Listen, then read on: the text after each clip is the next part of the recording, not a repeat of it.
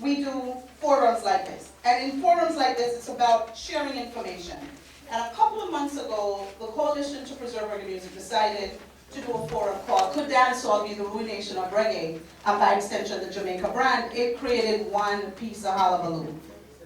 But we did the forum at the Billie Holiday Theater. It was a huge success. And out of that forum came the question for this evening, which is, do radio DJs contribute to the state of popular Jamaican music?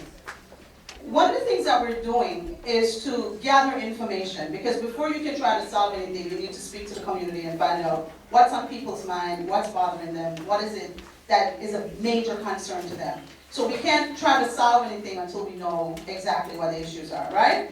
Agreed? Yeah. So this is our second forum, and the focus this evening is on radio personalities. And I have to congratulate all the radio personalities who are here, because they basically stepped up and said, okay, I'm not shy, I'm not scared, I can bite this bullet, I can do this. And so let me introduce our panelists to you. Sitting closest to me here is Spread Love Bobby. Everybody knows Spread Love Bobby. Yeah, please give him a round of applause. Spread Love Bobby has been working in broadcasting for over 15 years and has been involved in the music business for more than 25 years. He says he loves radio. It's just part of his life. He just loves it. And if you remember, back in probably about 94, Bobby started on WWK doing the Jam Rock Mega Mix. And that program really soared and put Bobby on the map. And so put your hands together for Spread Love Bobby. He says, I can't stop until I make a difference in this world. And that's what I'm talking about. Right next to Spread Love is Mikey Sterling. Now, Mikey Sterling is the executive producer of R5 Radio. I'm sure you hear him on Friday evenings and on Monday nights, correct? On 93.5 FM. And he is also a past student of St. Andrew Technical High School in Jamaica.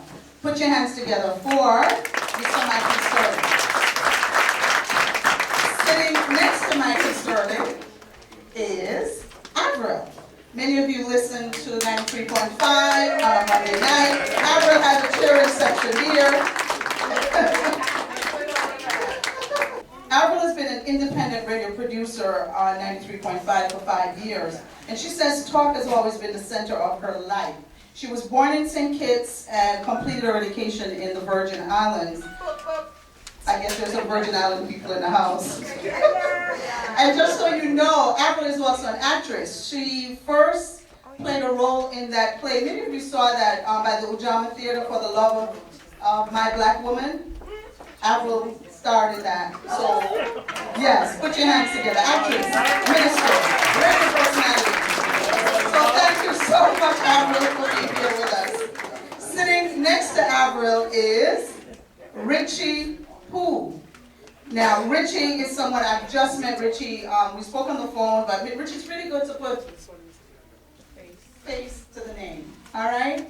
He just got in from Jamaica, and that's commitment. He committed and he came in.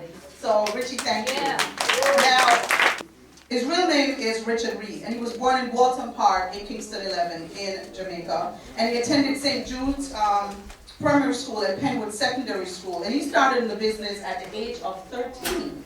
Okay. And this is while he was attending school and conducting a minibus in the 80s. All right, Richie. All right, he says that his love for music took him on a journey to start out in a sound system, and he just used to channel the microphone and lift up the speaker boxes and just feel good to be around the music. We want to thank you, Richie, for joining us this evening. Put your hands together for Richie, too. Sitting next to Richie is another longtime veteran in the business. You have the mic, David. I'm rocking the mic. Sitting next to Richie is the one who rocks the mic. You all are familiar with David's voice. He has been on WBLS, he has been on so many other radio stations, but David's trademark phrase is, David Levy, rocking you, rocking you, rocking you. And you all are familiar with that, aren't you? You can clap, go ahead. David is a trailblazer and an innovator in the field of broadcast media. You know, David has a certain easy charm and just a wit about him. in addition to his distinctive voice, which so many of us are familiar with. But David really came along, David, about 30 years ago. And he's laughing. Sure.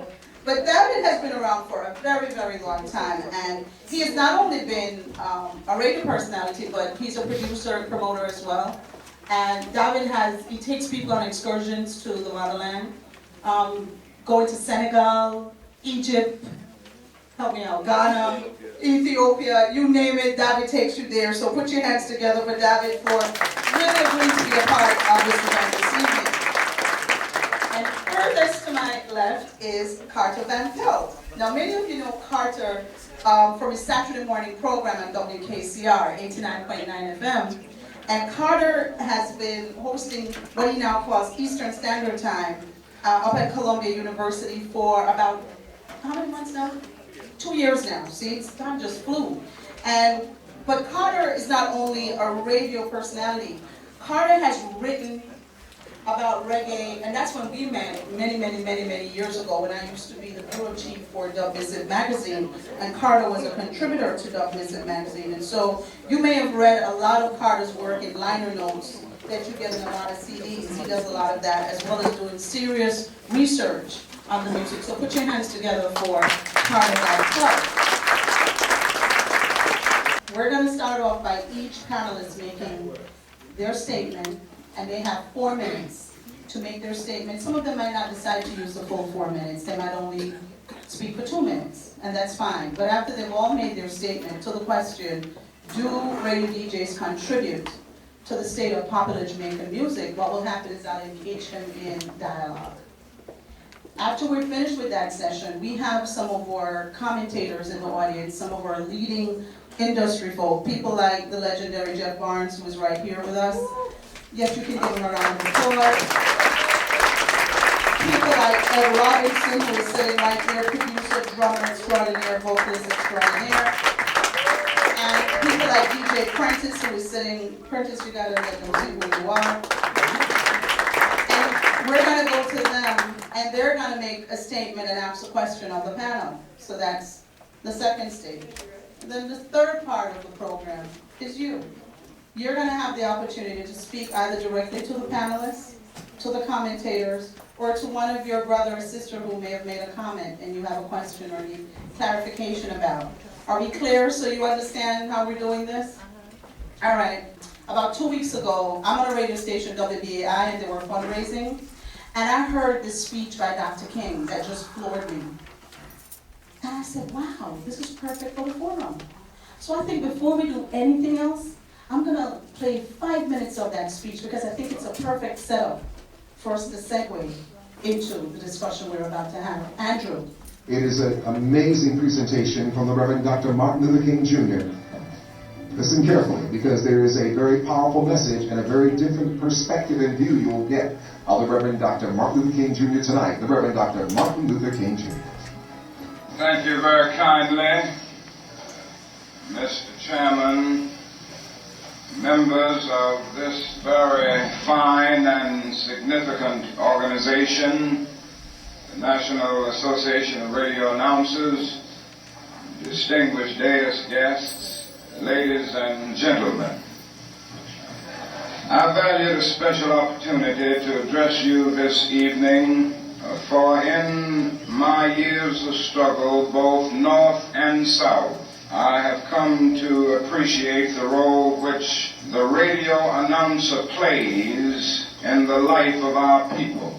For better or for worse, you are opinion makers in the community. And it is important that you remain aware of the power which is potential in your vocation.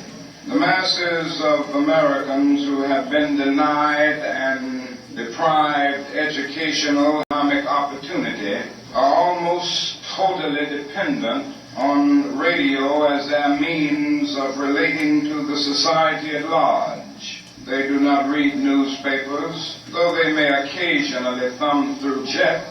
Television speaks not to their needs, but to upper middle class America. One need only recall the Watts tragedy and the quick adoption of the Burn, Baby, Burn slogan to illustrate the pervasive influence of the radio announcer on the community. But while the establishment was quick to blame the tragedy of Watts, most unjustly on the slogan of Magnificent Montague, it has not been ready to acknowledge all of the positive features. All of the positive features of a radio personality. Do you agree with me that that was just right on point? Absolutely. And so that was 41 years ago. Thank you for putting it together. That was 41 years ago. It's actually the second to last speech he made. And so I just felt it was appropriate for us to start our discussion this evening with that. And so let me get started. And I'll start at the beginning. Carter, I'll start with you since you're at the furthest end of the table. What is the responsibility of a radio jock? What is the responsibility?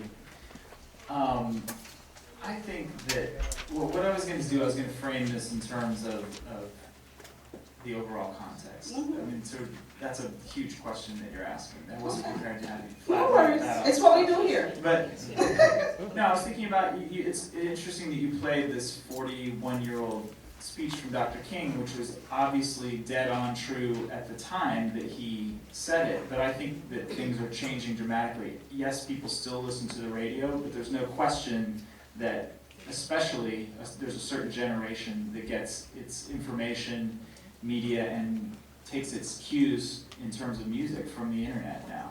So the role and relevance of radio is greatly diminished in these times. Now, we don't have anything scientific to rely on to really understand where exactly in what proportions young people, particularly, are we're most concerned about, in what proportions they're getting their information from, and their musical tastes are derived from the internet.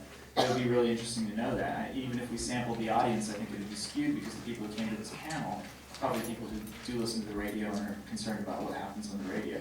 So until we know that, we really don't know the current influence of the radio. And we also should keep in mind that the sound system has been and continues to be crucial in Jamaica in terms of disseminating musical tastes from the get-go. So we can never forget about that. But again, going back to the last forum that you mentioned, I think one of the things that came out of it is the idea of public space. And radio is in a unique public space. And public space is changing, and radio has a very intimate role in people's lives. But I think the internet even more so. Thank you so much, Carter. David, your statement to me with regards to the topic was quite simple. And you said not only radio DJs, but everyone and every form of media contributes. Why don't you give us, you have 4 minutes, just talk to us about that, and if you can be so kind as to expand for us.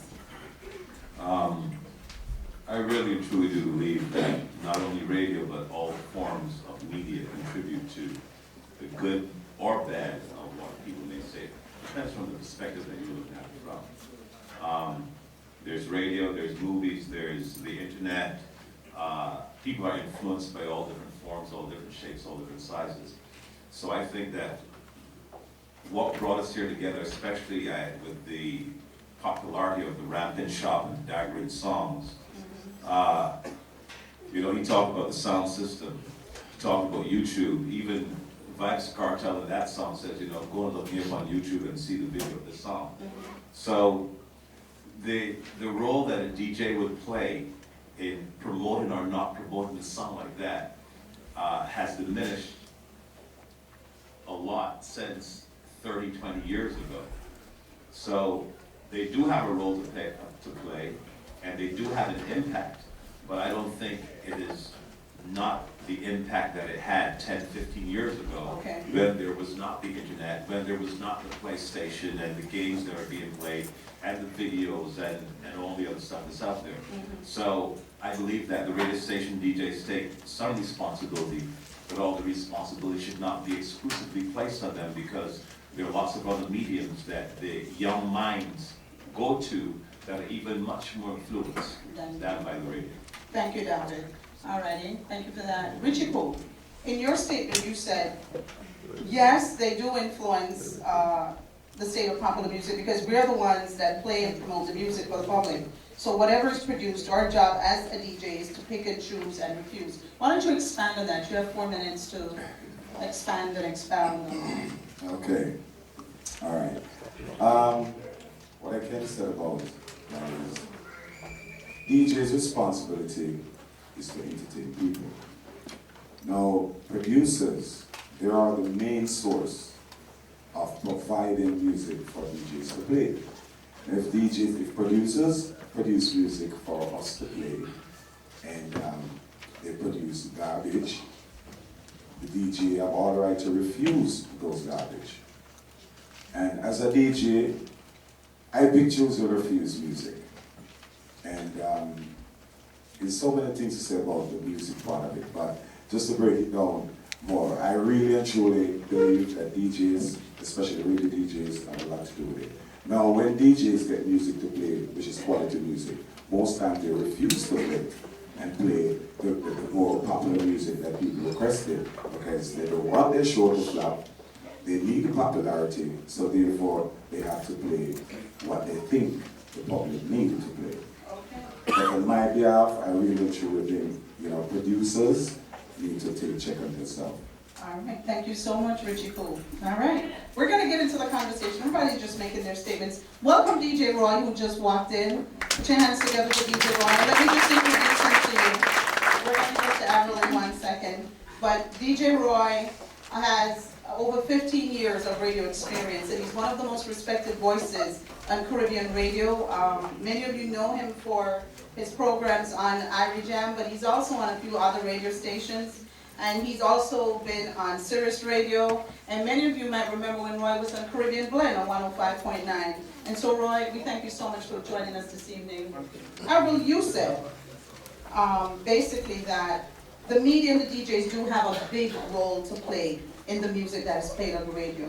And you said that we are the ones, meaning the DJs, that bring the music to the listener's ear and encourage them to buy or not buy. Why don't you expand on that and talk to us? You have 4 minutes about how you see the radio DJs in your role. Well, Sharon, maybe I don't need 4 minutes because I leave all the big talkers already did most of my talking. Avril is hilarious. But I'm going to say I listen to Darwin and listen to Richie Poole and the other gentleman. Carter.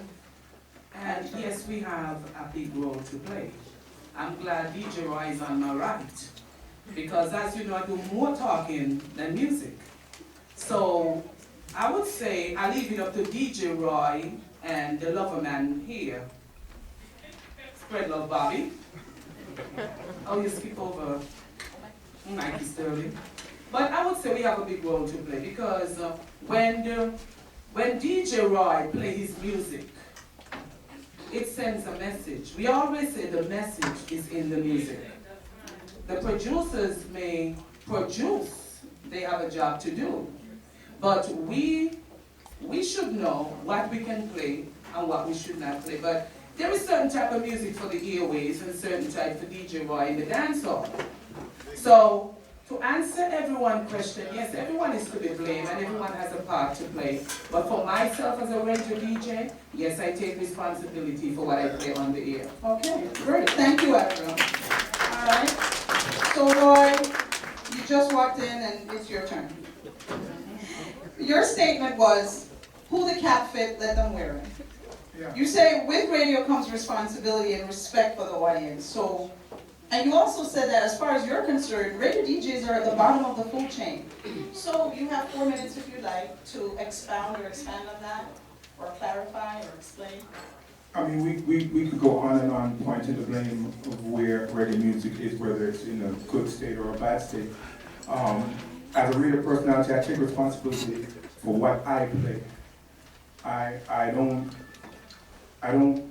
worry about what the broadcast commissioner has to say because I'm governed by somebody higher than the broadcast commission. I'm governed by my beliefs. I'm governed by my children could be listening to the radio at the same time I'm on the air. So I don't really care what the broadcast commissioner says, what can be or cannot be played. I have a standard that I set for myself, and I do believe if someone turns on their radio and allows me to go into their cars or into their home, they consider me a friend or a family, because you don't let a stranger in your car. You don't let a stranger into your home. So with that respect, I always try to understand that I'm not just playing for myself. I'm playing for people I've never met before, and they're bringing me into their homes. Why I say who the cat let them wear it, the people that are playing the songs that shouldn't be played on radio, they know themselves. They know themselves. I remember, and I'll just say this, I remember the first time I heard Dirty Wine. And everybody knows that Direct Connect is where most music is broken in New York City. We get the tunes way, way before they're released. First time we heard Dirty Wine was in Direct Connect. After the song was played, I said, and I quote, "What is our music gone to? Maybe I should start recording songs." But that same song became the #1 song for the year. In not just New York City, in Japan, in Europe, in Jamaica, in the Caribbean islands. So what is that saying? Well, Roy, what I want to do with that, and I've just made a note, when we get into the dialogue, I definitely want to revisit that, because I think that actually, I think the audience will agree, speaks to the DJs. The way that song became #1 is because radio DJs, sound system DJs, and everybody was pushing the song. There's no other way that it could have become #1. But let's put a pin there, right, because we're going to get into the dialogue, and we're going to talk about it. And you in the audience, get out your pens and your paper and start taking notes. Francine is here. Good evening. Francine Chin, one of our commentators today. Get your pen and your papers out. Go ahead and clap, it's okay. Get your pens and your papers out so you can take notes, so that you can revisit different points that are being made here, okay? So Roy, stick up in there, and we're gonna come back. This is a very, very important point right there. Thank you, Roy. You can give Roy his round of applause. Mikey, you said music is a melodic experience. It's a melodic product of our experience and thoughts and our environment. I thought it was very profound that you should say that. Tap it into me and explain for me and the audience the big picture that you were seeing, and as it relates to the question, do radio DJs contribute to the state of popular Jamaican music? Thank you, Sharon. I'm fairly new in the media industry, and but I'm not new to the music. Right. You know, I've been around since way back when. You know. But in my observation, the music has grown tremendously to a level. But in my opinion right now, it has plateaued. Reggae music itself has plateaued. How many veteran artists are there that making hits right now? Okay? You used to have, back in the 60s, 70s, it started out in mento, probably folk music, then mento, rocksteady, grown to reggae. So, people love newness. People want to hear newness. Reggae has changed from folk music to mento to reggae coming up. So what next? Reggae music, let's face it, reggae music has reached a plateau. And no matter how we play the lovely tunes that we have, alright, there's like a glass ceiling. So here comes these young artists with creativity. Yes, in what I said about my statement, it is a product of our environment, what we grow, what we see. And it probably has a lot to do with education. But it has a lot of newness to it, a lot of excitement. There's a rush to the music that they make. Now, usually on the radio station, there are tunes that is edited, such as a Dirty Wine. If we played a real Dirty Wine on the radio, you know, Roy would probably call me and say, what the hell are you doing? You know what I mean? So, it reached a plateau, reggae itself, in my opinion. Okay, thank you for that. You can put your hands together for Mikey. And last but not least, we have Scribble Bobby, who said, yes, we do. Meaning, yes, radio DJs do contribute to the state of popular Jamaican music. He said, if you have a conversation with a friend or an individual, what you say and feel about that topic can influence another's view on the topic, especially if they value your opinion and if you're respected by them. I thought it was very interesting, Bobby. Why don't you take us deep into your thoughts as it relates to the topic? Now, and your statement. speaking on an individual level, like just talking to a friend, that further in the statement, I also said that what happens is, imagine now you're talking to 10,000 friends, 100,000 friends, 1 million friends, 10 million friends. At any given time, whoever's listening on the radio, those people are being influenced by what you say and what you play. So all of us have that responsibility. Anyone in media, anyone who's writing something, whether it's a song, a poem, an article, you know, a liner note, you're influencing someone's mind. You're gonna run into people who don't know better, and then you're gonna run into people who are opening up to what you're saying. So therefore, the music now that we're playing, of course, it absolutely has an influence on the people who are out there and taking it in. And I think something else that can happen is a weaker radio personality, someone who's not firm in what they're doing and not confident in the message that they're trying to put across, can get influenced by what is going on out there. So maybe that young generation or that popular dancehall scene, that those music videos are influencing them into what they're playing. Now, Roy, I want to start with something that you said when you left off. You said that Dirty Wine became a hit. Right. Well, the only way Dirty Wine could have become a hit, I'm thinking, is if radio DJs were playing it, I correct? agree with you, but Okay. But again, I said that when I first heard the song, I said, and I quote, "What has our music gone to?" And I said this live into Jamaica on Fame FM. Now, I'm only one person.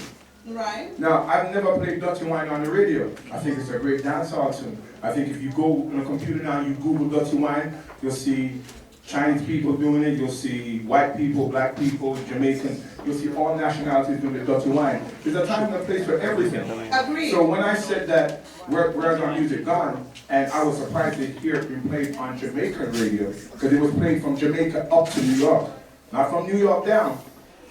So we can't be responsible for everyone on radio. We can only, that's why I said, who the cat fit, let them wear it. And that's what everybody, what I'm hearing you say, and this is what I gathered from the panel, is that everybody is responsible for what they play on their program and what they do. And so I'm saying to you, as a socially conscious person with morals, you're saying that I'm only one person, but if each individual does what they're supposed to do, then I think we can have some impact. Don't you agree? I agree, but again, each individual has their own views, their own goals, and their own destination where they're headed. Because like I said, it was played from Jamaica up, and quite a few radio programs played here in New York City, not just on WVIP, not just on WPAT, not just on WLIB, not just on all the stations. They all played the songs. So the sad thing about it is that, like, people are afraid to stand up for what they believe in because they're afraid to be considered soft. Well, I don't care if I'm considered soft. I said I wasn't playing Dirty Wine and I didn't. Who want to ride a soft DJ upon Irie Jam or want to say that, okay, DJ Roy is not as dancehallish. I don't really care, but I can only account for myself. Right, that's what we need you to do. We need everybody here to account for themselves. But let me just say something, that there's a writer, and you all know him, Stan Smith. Stan Smith sent me a statement. He says the issue is bigger than just what music the DJs play. He says popularity and market demand determines what gets played. And then he speaks about something that a lot of people are scared to talk about. He says payola. He says payola. Okay, so let's talk about that. Right. And Mikey, you started to say something, and then I'll move down. I mean, what do you think about it? He says that it's popularity and market demand that determines what's being played. But in addition to that, the impact of payola I disagree with the payola. And the reason why I say this, that if Butcher does a song, he's not paying any radio DJ to get it played. If Beanie Man does a song, no radio personality is going to get it played. The people that pay for music to be played are unknown, upcoming artists that don't even have the money to pay. Okay, let Mikey take it. Now you're all talking with each other. Now is the discussion. Mikey, go ahead. In reference to Dirty Wine, are you all taking notes? Because I'm coming to you soon. And just keep the conversation down. We should have all the focus up here right now. and the popularity of Dirty Wine. Not to point him out, but there's a very popular DJ here in the audience from way back, when I was a kid. And he had some major hits, that were explicit, that weren't played on the radio, but it was a major hit. You Madu. Right, because Am I wrong? right, Wrong or right? the dancehall. Some of the major mega hits in Jamaica. Right, Yeah, but it was not played on the radio. right, because So, there's a time and place for everything, like DJ Roy just said, and like you said. right, but then it was a big influence on the community, on the people in Jamaica. But of course, like I said, the radio disc jock did not get to play that tune because it weren't allowed to be played. Exactly, and I think Right. one of the things I want to do here is let's keep the focus. I do understand, and we have to really stay very narrow because.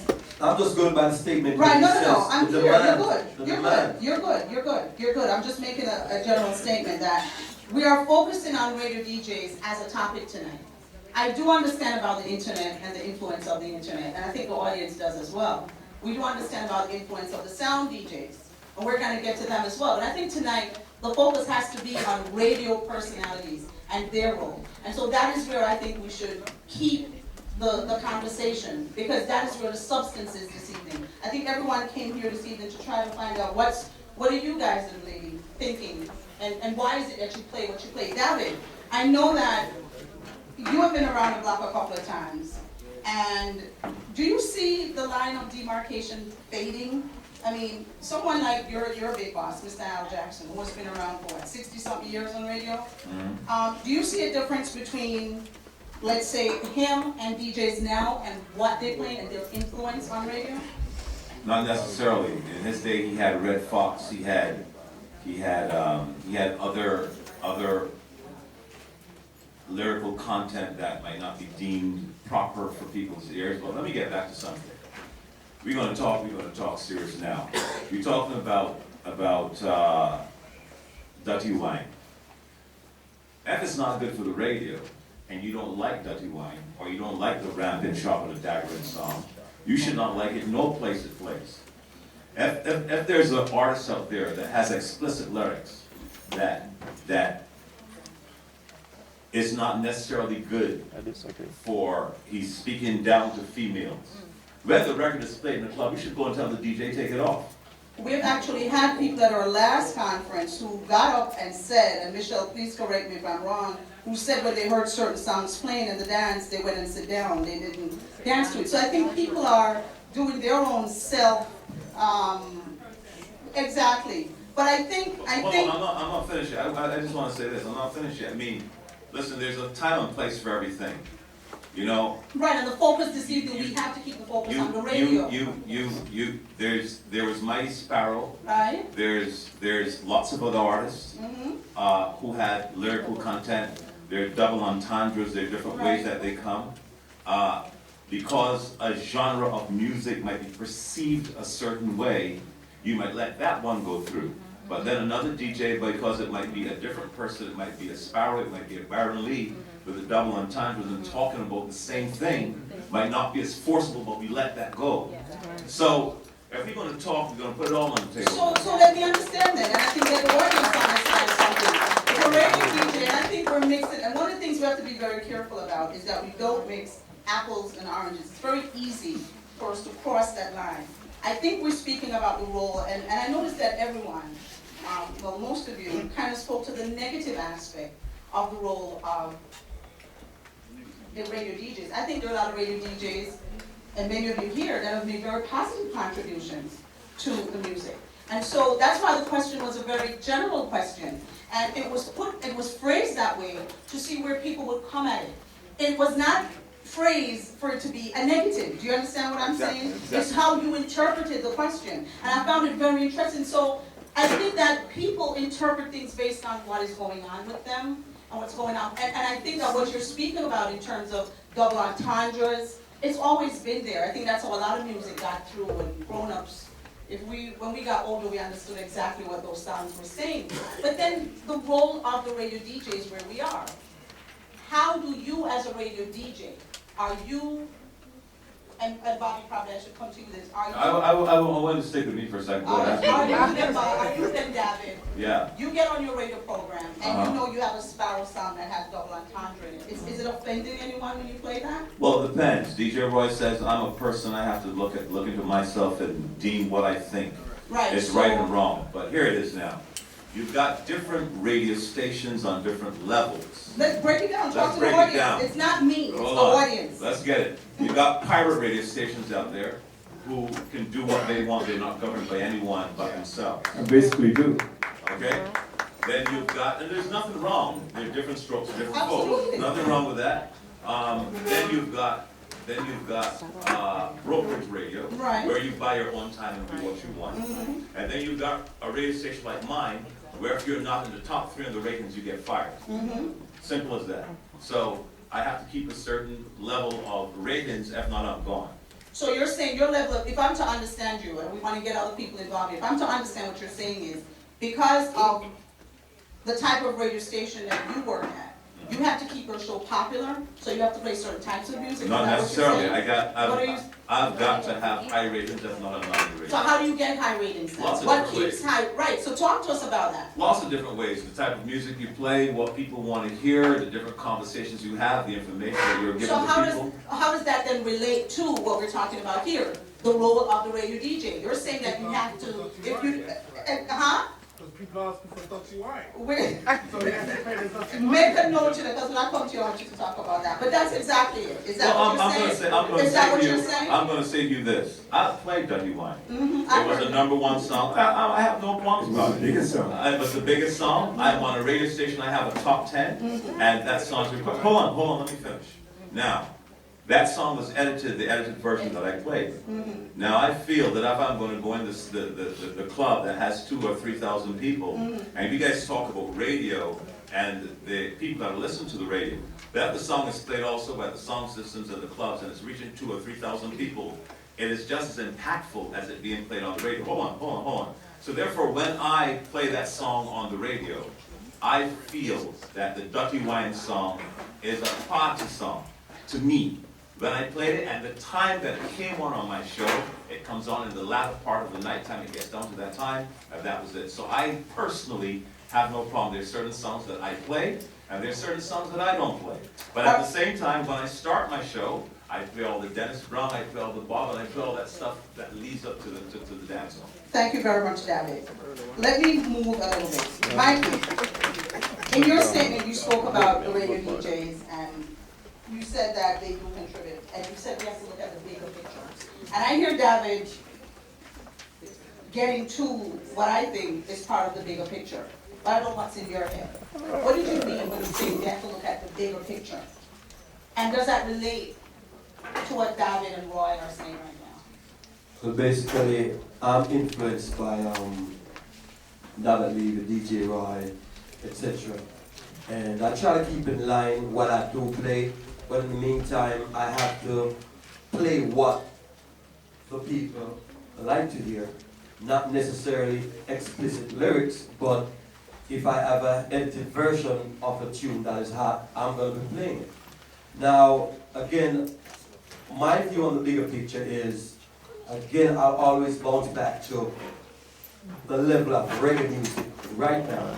Young people, the music itself, for the growth of the music, it is influenced a lot by young people. Let's face it. Alright? When I was young, I want to hear excited music, excited lyrics. Now, when we keep a party, right, or we play old, so-called old tunes, you have my age group, most of us here enjoy. But the young folks are, they stray away to other stations when we play those tunes. So we have to come back So again. is the young people your only market? I mean, is it just the No, young I'm people saying that no, we you're play paying every for? tune, we play everything. But I'm just saying though, at times we kind of lose a certain age group. And the age group, the young people influence the growth of the music. So you're saying, if I'm just to understand you, you're saying as a radio DJ, you're responding to what young people want to hear? Is that the big picture you're talking about? The big picture is the growth of reggae itself. That's the big picture. And in order for it to grow, you have to come up with newness at times.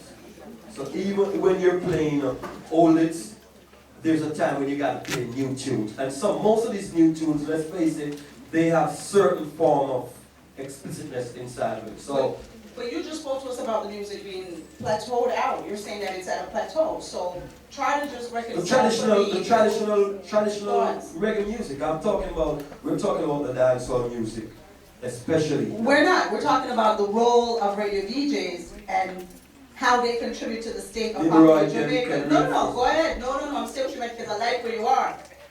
Let us stay there. So you're saying, and I want to understand, and the audience, this is what we're discussing.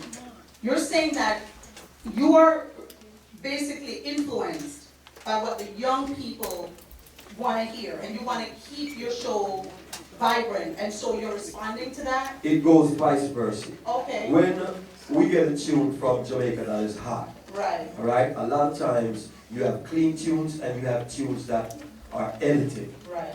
Nonetheless, they are hot, they're playing. A lot of people are hearing them from the islands, they're hearing them on the internet. People are playing them. Now, you turn on my program, R5 Radio, on a Monday night or Friday evening. Yeah, you're going to hear some nice soul tunes, you're going to hear some reggae music, you know, traditional reggae. But of course, you're going to hear some of the hot tunes that the people, young folks, are dancing to. So your role as a radio DJ is to please your audience. That's what I'm hearing. You're pleasing your audience. Of course, they're going to be pleased somewhere else. All right, So, just wanted to pull it out of you, man. Just wanted to pull it out of you. Agro, you spoke about the fact that you don't play a lot of music on your program, you talk. But whatever you play, you take responsibility for. And so that speaks to your social consciousness. Absolutely. What drives that for you? Well, I think you said earlier, sometimes we play music based on our lifestyle, based on our listenership, but I am getting a little confused sitting here. But Explain your confusion, please. I'm getting a little confused because we're talking about the roles that DJs play that contribute to the life of our people, to our listeners, to our young people. Right. Okay, so I really want to focus on your topic. First of all, I listened to Darvin, and excuse me if I'm wrong, Darvin, I think what I'm hearing is that Darvin have to keep, because it's like, if he don't stay at a certain margin, maybe he can lose his job, or maybe his ratings drop. I'm hearing from Mighty Sterling, he has to please his listeners. You have young people, you have the middle class, you have the old school like myself. I listen to all the radio personalities here, and I know Mighty Sterling plays some old tunes that I love, but I'm not one for the dirty wine, so I wouldn't listen to the dirty wine. But like he said, there is some people for the dirty wine. I said earlier, there is some music that should be ear-played and some that should be played in the club.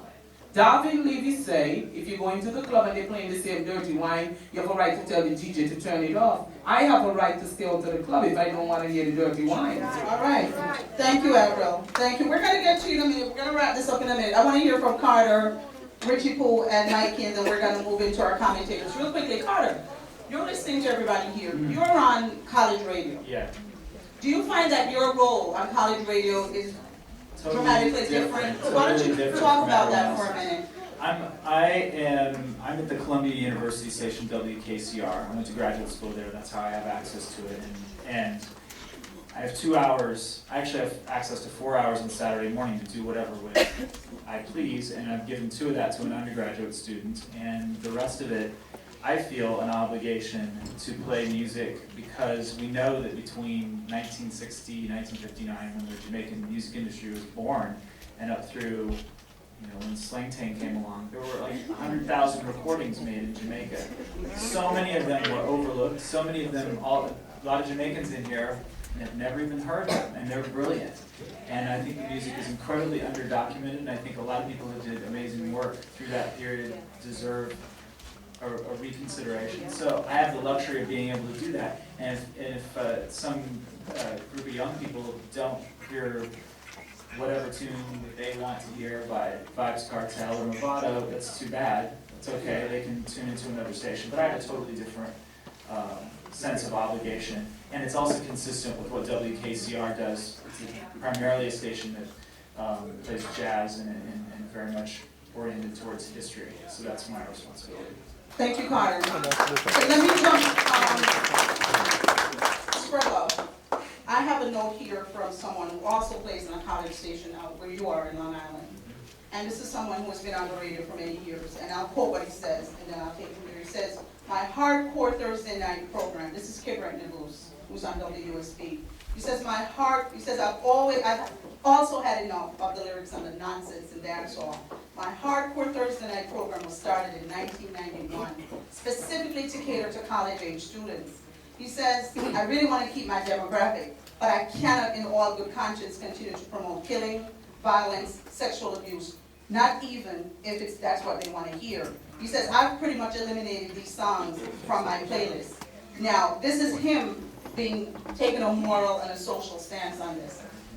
Let me ask you how you feel about that statement. And again, we're talking about the role of radio personalities. Then by all means, he should stop playing it. If it's becoming to a point where it's actually bothering him, Right. you know, that's affecting his life now. So maybe that's not the livelihood that he needs to take on, or just drop that program, or Well, what he says knock he it has down. done is he is included now, he's beginning to promote more cultural artists and more folksy artists. And so that's he's taking a stand. He's So- censoring him on his own self. Absolutely, and a dancehall rhythm now, at one time a dancehall rhythm would only be dancehall lyrics. Let's call it dancehall lyrics or hardcore lyrics. Now a dancehall rhythm has singers, it has cultural artists on that as well. So the message is mixed on the different rhythms. Of course, something that is our music, reggae music, has that rhythm thing to it where you get 12 songs to 20 to 30 songs on a rhythm.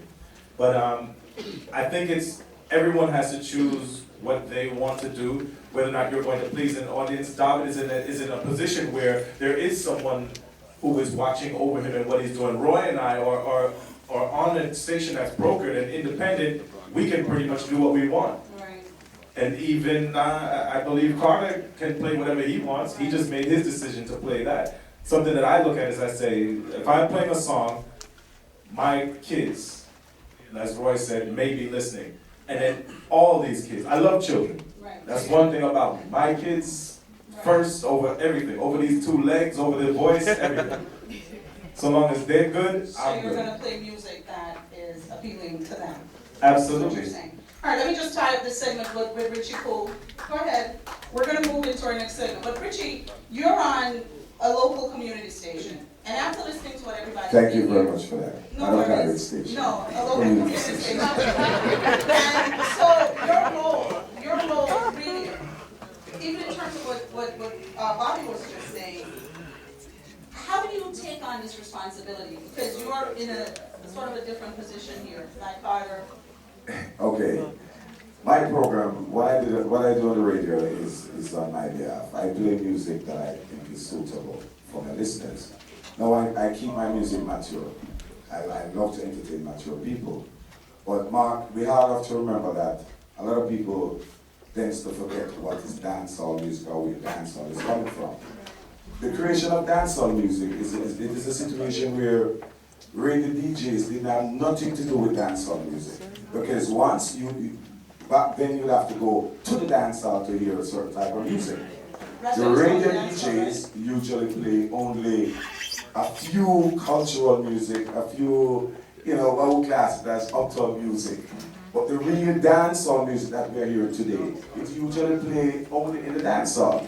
Now, as a DJ now, I can tell you this, as a DJ now, most of the DJs who are on the radio, they're not only a disc jockey, they're also a selector out there. So they have to continue to do whatever it takes to entertain the people on the radio, to encourage them wherever they are playing to come out and listen to them, or book them also. You understand me? And I acknowledge the whole thing from Eden. And, each to each his own, but I will forever play music that is quality on the radio. When I'm in the dancehall, I play dancehall music. If I get a booking to play for 30, like for 40 and under, then I will play a certain type of music, because that is the dancehall. When I'm on the radio, where it is in the bedroom, the living room, in the car where kids are about, it's a total different ritual. So, that's just how I look at it. All right. Put your hands together. This is as we come to the close of the first part of the evening. We're going to move into the second part of the evening, where we ask our commentators to make a statement and then ask a question of one of the panelists. Good evening, ladies and gentlemen. Good evening, members of the panel. The panel is not what I expected. You want somebody up here to defend it. So I could argue with them. Everybody up here, no, everybody is here good. Everybody is, saying what, basically we are saying, that you shouldn't have certain music on the radio. One of the problems we have, I watched an interview with Barry G. Jamaican. You know who he is, Barry Gordon. Back in 2006, and he said one of the problems that we have is that you have DJs who work in the dance hall and they play any and everything while now working on radio. They don't have the discipline, they don't have any kind of borders that they see they shouldn't cross. So they play the dance hall and they see nothing wrong with playing it on the radio. Okay? That's one of the problems. This is something, one of the things we need to understand. It took me a while to understand how influential a DJ is. And I take issue with those who are saying that we are not. We are still very, very influential in the community. And let me say this, the black community is in crisis. We know that. So that certain things that you do are inimical to the interests of the community. That is why I got up one day while I was in WIB and I said, I'm going to start a thing called Student Salute. Because it's not only to entertain, but you're there to also help people go forward. Because when you talk about the Hal Jacksons and people like that from 60 years ago, these people were the voice of the community, like Dr. Martin Luther King Jr. was talking about. That was where we got our information from. And people still get a lot of information from us on the radio. I have made mistakes, and there's some records that I played that I wish I never played. But I recognize that, as several of the panelists have said, you have the children listening. Not only that, there's somebody who, if she calls me and says so-and-so, I'm in trouble, my mother. And there's another lady, my wife. You understand? So I think about that. I fully understand the dynamics of the marketplace. I fully understand people want to make money. You understand? And what is popular out there. And so what is happening with the radio DJs, I think, is that they hear the dirty wine, and it's popular down here, it's popular down here. So I bring it on my program without thinking of the effect it's going to have on the audience. We have a job to do, and it's each individual who has to make a choice, like several of the panelists have said. You have to decide, and I challenge all of the DJs. I will issue a challenge that I can be as popular or more popular than playing good music every time. It can't be done. It can't be done. I have a question. The question is, Roy, do you have to shape the situation, or do you simply follow what's going on out there? Well, I think, like I said in my statement, I think who the cat fits that I'm wearing. The reason why I say that, I remember when Morgan Heritage walked into my studio for the very first time. Nobody knew who Morgan Heritage was. Peter and Gramps came to me and they had a new song, and Gramps had an afro at the time, wasn't even dread. And these are just some of the artists. I remember BonJamTV. I can name so many artists that are not quote unquote part of the top 10 that I've worked on their careers to help them that nobody knows about. I remember DeVille coming to me saying that he can't get a deal. He's been calling VP to the weekend. VP doesn't want to do anything with his career. In 6 months, I got DeVille a 3-album deal. BonJamTV was the same thing. So when it comes to shaping the music, I think I'm a part of it, but it's still a learning process. Because there's sometimes I call, like you said, I've been wrong. There are artists that I believed in, I thought that had the potential that went down a different path. So it's still a learning process. We're not right all the time, but I think I'm right most of the time. And I do believe when I take the stand and say I'm not playing dirty wine, and don't get it wrong, I love dirty wine. It's just not for the dancehall. Rompin' Shop, love the tune. Listen to the lyrics. It might not be fit for radio, but it's for the dance hall, and that's why it's called dancehall music. So I will play dirty wine if I'm in the dance hall. I will play Rompin' Shop if I'm in the dance hall. But when I'm on the radio, it's a whole different ballgame. It's not about. I do believe that radio personalities have to realize that you don't need a mixer. A radio personality is a radio personality. You can have one turntable and entertain your crowd. That is a radio personality. You don't have to be able to blend one music to the next music and the next music to the next music, and nobody knows when it's mixed. You have to be able to select, inform, and entertain at the same time. So I think I do. Thank you, Roy. Thank you. Let me introduce our next community commentator, Francine Chen. Many of you probably have heard her on the radio, but you've never seen her. Roy, I have a problem personally with the word radio personality. because I think we all have a responsibility. David has a responsibility, has always worked since I've known you to bring the Caribbean culture to the fore as one culture. I think brokered radio, believe it or not, has the most responsibility. Because we are a community radio, we represent our community, we represent ourselves, and how do we want other people to look at us. And I put a lot of the responsibilities on the folks on broken radio. I think that we do need to have a standard that we adhere to. I think that when we're asked to do programs that are not of a certain standard, we say we won't do it. I think we don't need to play certain music because of our children. The influence that that music has on our children, the influence that it has outside of our community. And so I am emphasizing brokered radio this afternoon. You, Roy, Bobby, Mikey, Avril, Richie. You have a responsibility. How do you want to represent yourself? How do you want to be seen out there, and what do you want to represent? And can we, even though it's the guy with the bigger money who buys time, can we as a radio community have a certain standard that we adhere to? Are you willing to do it? Why do we have a bigger responsibility than David Levy? You have a bigger responsibility than David Levy. David is on WBLS, that's a mainstream station. I have worked with Inner City, okay? Inner City is not responsible, or bears no responsibility or allegiance to our community. David is doing a job. David operates a certain way with ratings and with saving his job.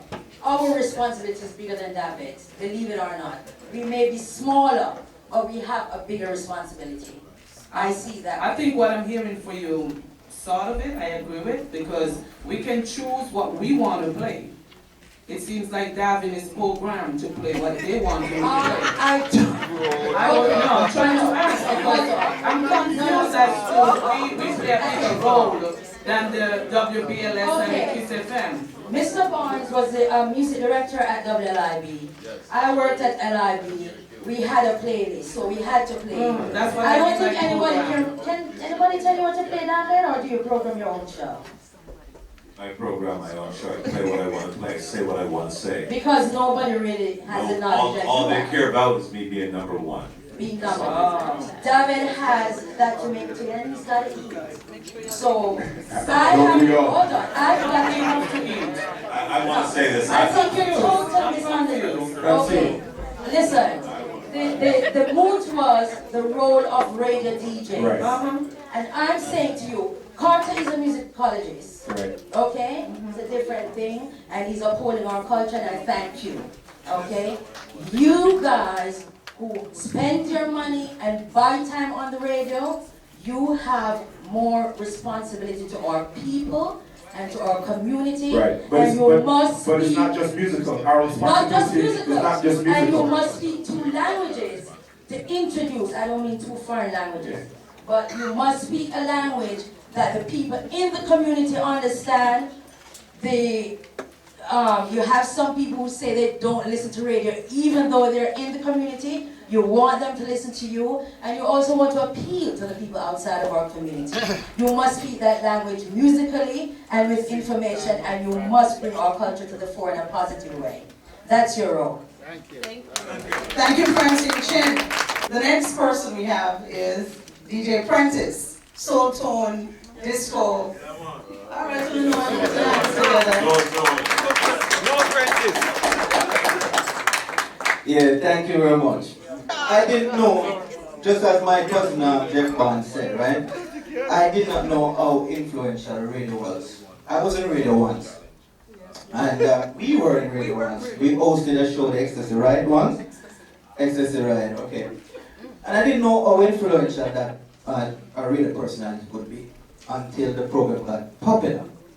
Now, when that program got popular, you had a lot of people coming to the station, bringing music to you, and sometimes look really inviting. They go that $1,000, boy, I print to play this now. And I say, I will talk to you. I have to listen to music first before I take your money. Because if I take that money, Young artists are all that. Young artists. All artists do not pay to play music. No, right. There was a few old artists. I've never seen it. A few old artists, right? I've not seen it. So they came to me, Roy, right? They came to me and they gave me a stack of record. They didn't give me one or two, they gave me a stack. So I went to and I listened to the record and I go so, can't play. For about 2 or 3 weeks I'm on the air, didn't play the record. I get a phone call and a man said to me, boy, you know, play my record.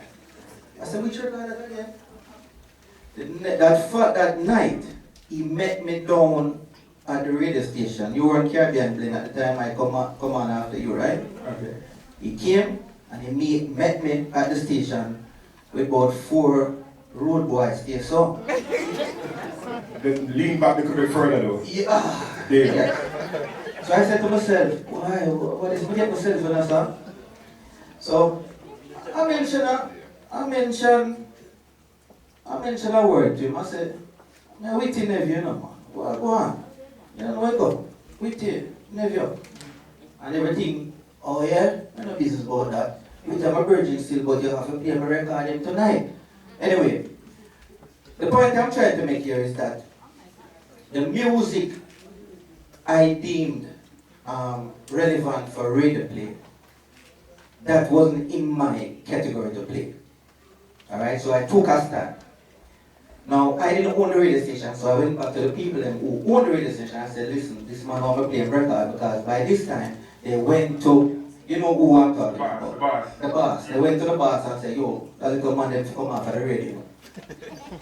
And believe you me, I was off the radio. I was off the radio because of that. Alright? Now, my radio, as you know, Roy, I tried to play a little disco, I tried to play everything from the islands, you know what I mean? And money wasn't an influential factor to me. Because, as you said, and as Jeff Barnes said, you have people listening to you from all different, you know, all different parts of the country. African people listening to me, Caribbean people, so that's what I played on the radio. Now, my question now is to Mr. Sterling. Now, if I come now to you and give you $2,000 and say, boy, play the Rampage Shop tune for me, what would you do? Play Rampage Shop? No, you're not Rampage Shop. I will tell you to meet me at the club and you will hear Rampage Shop. I have no problem with it. You're not going to hear it on the radio. You can't pay me to play an idiot tune on the radio. Right, hold on. It's an idiot tune. It's an idiot tune. Right. This one second. This one second. You're not Mikey Sterling though. Oh? You're not a Mikey Sterling. Mikey Sterling. I did say to you that I'm influenced a lot by DJ Roy on the radio. Oh, okay. No, but you also said you play popular music that right people want it. Mikey, do you play Rampage Shop? No, I don't. No, I don't. No, I'm saying. And Rampage Shop. you keep saying Rampage Shop, I keep having to emphasize, it's a good song, it's just not for radio. No, I'm not talking about Rampage Shop. I'm saying the Daggering songs. Put that way. Someone in the audience is asking, what is Rampage Shop? Rampage Shop is a song by Vybz Kartel and Spice. And perhaps your ears should never hear that song. You surely shouldn't hear the dirty version of the song. It's totally about sex, positions in sex, how the sex is done, how hard, how this, how that. Spread love, Bobby. Spread love, Bobby. Yes. This might not be popular, but why should not the ears hear it? Why should the ears hear it? Well, I'm judging by who I see. You know, I perhaps if I was a teenager, I may have said I want to jump in here. We're all big people. Oh, you know, listen. Don't teenagers go to Hold on a second. Wait. I want to jump in Hold here. on a second, David. Hold on a second. First of all, You know, everyone does not play. I pick tunes that I play and I pick tunes that I don't play. It's not only what you play, but what you also say around what you play. All right. I bring all kinds of interesting discussions and talk about all kinds of different things that affect our community on the radio. So that's a positive impact. Very positive. And you gotta have the more people you have listening to you, when you put these things out there, the more people you can affect positively with them. So my thing is you have to attract the attention, get the crew, and then you can do all the positive things that you need to do. You're not saying bait and switch though, that's not what you're saying. No. Okay, just making sure, all right. Standing next to me is Dexter Blake, known as DJ Linkage from Linkage Radio. Go some about it. And so Linkage, you have 2 minutes. Try to keep it to 2 minutes because everybody's ready to talk up here. They're ready to go. The audience is ready. So make your statement and answer questions. Thank you. I'm the youngster in this business right here. And it's an honor to, we can look at these DJs and say, DJ Roy, I respect you to the max. I always listen to you. Whatever tune that you play. Mikey, oh boy, up to the time. And Mr. David. Yes, sir.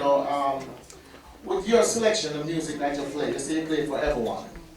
All right, but when we gonna change to make the music right? Because it's up to us DJs on the radio. And if we play clean music and quality music, these singers that's singing dirty songs and stuff like that, they will change because they will know that the DJs that will not play their songs. I play a lot of quality music. I play a lot of quality music. No, excuse me, sir. Sir, are you saying that I do not play quality music? No, I'm just saying I want you to give us a point of when we're going to change as a disc jockey. When we're going to change, because we continue playing the bleeping songs. But if we stop playing the bleeping songs ever, you understand the bleeping songs is the cursing at the end. You know what's the amazing thing about this? Everybody's talking about dirty wine, but the Caribbean community did not make dirty wine big.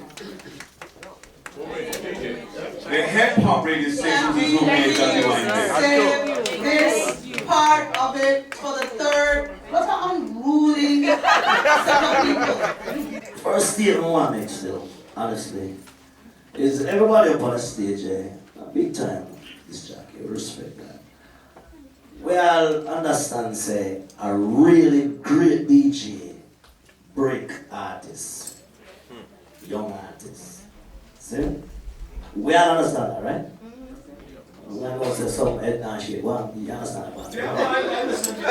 Anybody who can claim, may I claim someone's name or whatever? I can claim more. Yeah, alright, cool, I respect that. Any man who can claim some of that new artist with them break. Shout. Me? Shout. Worked with Buju, signed Shabba, lots of artists. The same artists that he has worked with and breaking his forums, I broke them in my genre. Oh, you break them too? Yes. And no one heard a Sizzler song in New York until I played it. Yeah, cool. I like all the arguments. Let me ask you one more question. Which one of the station up to some Peter royalties? Pardon? Oh, you understand that question? What you doing? I say pardon. We heard it. Which one of our stations pays royalty? Yes. Alright. I'm gonna very, that church I can't plus. Well, there was one point when at 105.9 we had to fill out our playlist and So why ever stop? The station disappeared. 105 is gone. You But see, I'm saying at you see, that's why we have to have forums like this. Because when artists don't get paid from royalty, because every man of us have big up themselves on the app and Sizzlers and the Buju band and whatever you want to call them. When you don't big up on yourself and that every man have a great name, love you know. Well, listen to them. Yeah, every man of us, you see? When you do all of that, we don't get no money. We don't get no pay. I hear what you're saying. But don't get it twisted. Yeah. Radio DJs are not millionaires.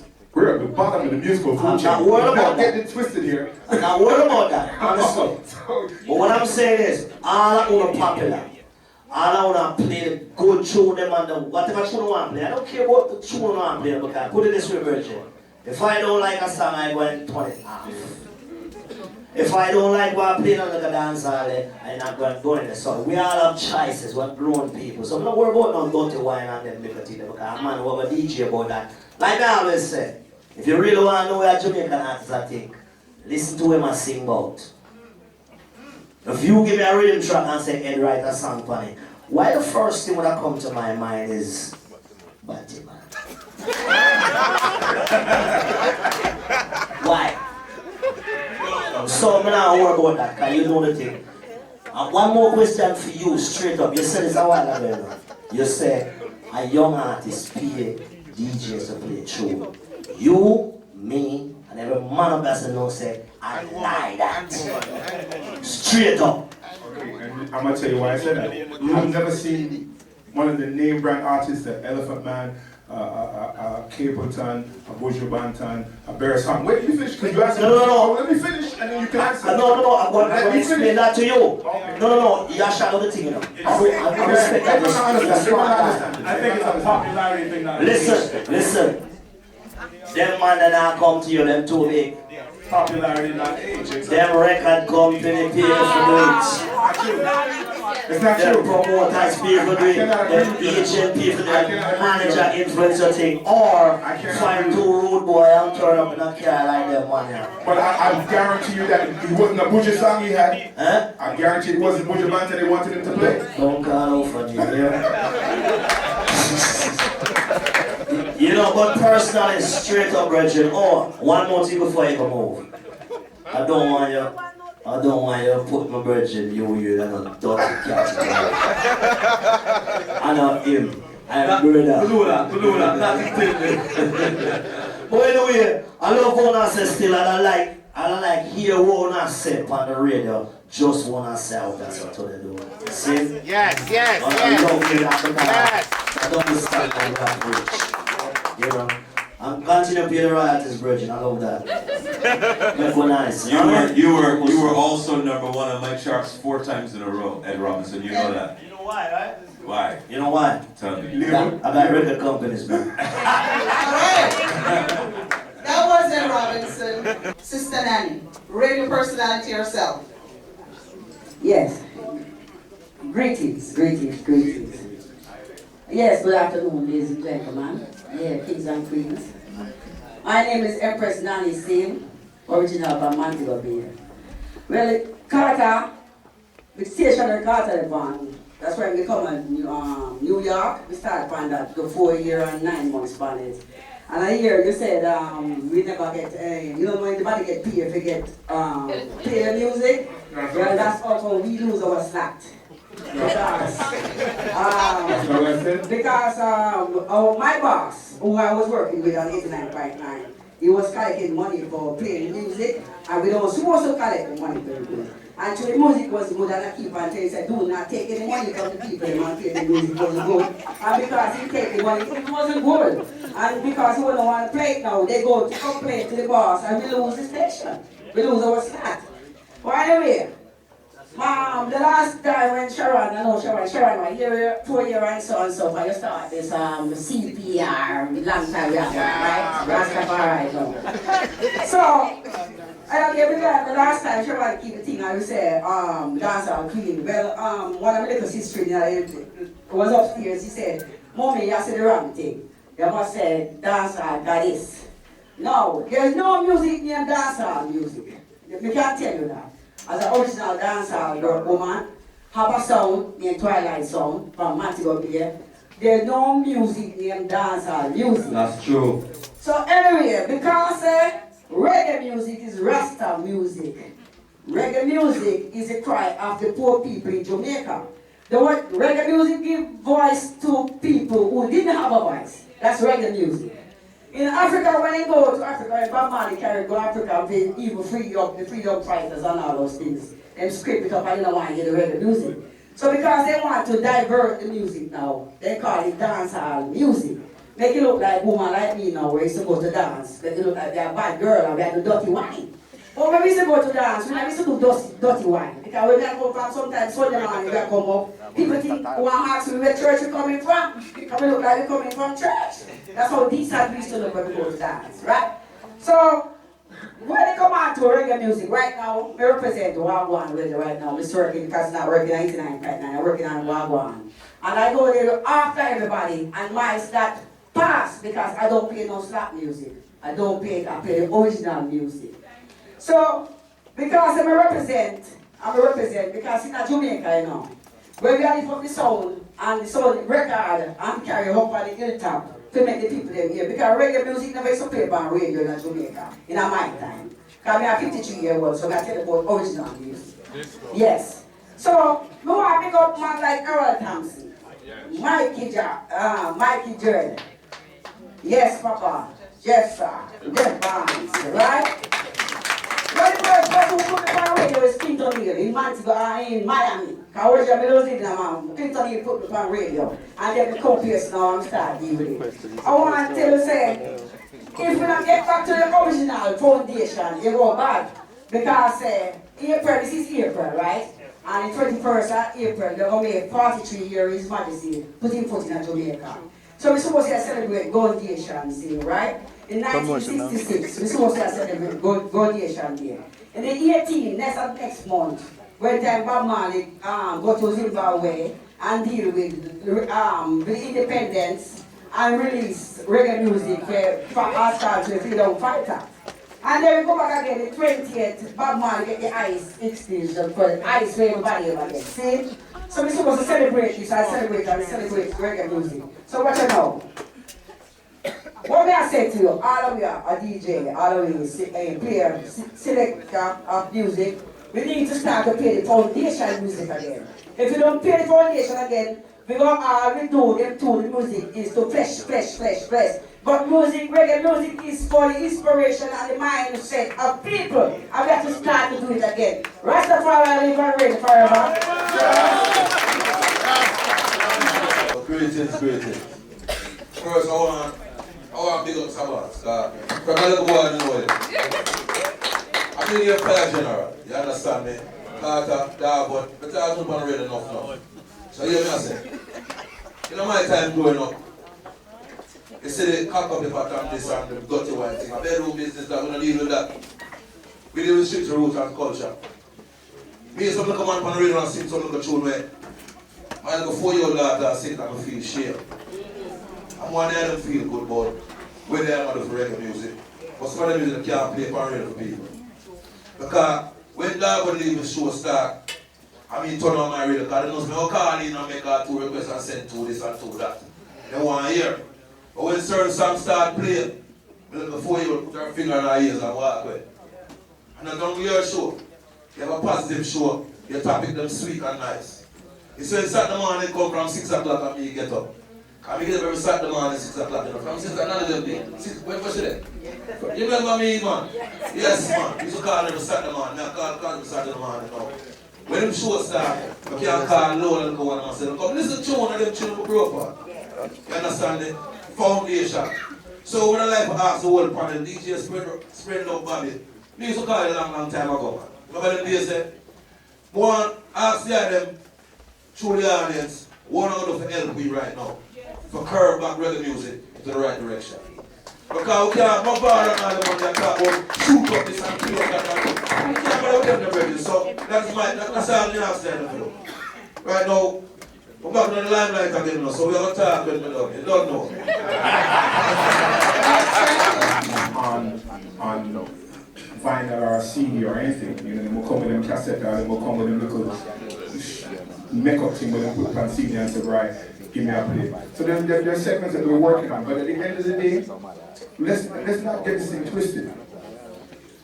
Barry's, who I think is one of the most loved artists from most of Jamaica. And if you speak to everyone in this room, they know a Barry song off by heart. But do you have a Barry album in your house? Yes.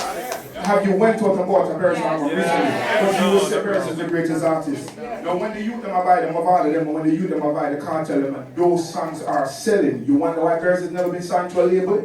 We have over 1 million people on the Eastern Parkway every Labor Day. Yet still Barry says not sell 1 million record. Explain that to me. When everybody's selling a Barry. Good evening and greetings. Good evening. My name is Empress Ainati. or you can say Sister Unity, and always in the community. This is my second attendance, and I must say thanks to Sister Sharon for putting on such an important and educational event.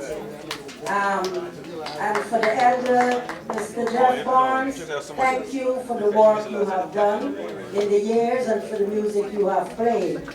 Brother Roy, you know, we came way back.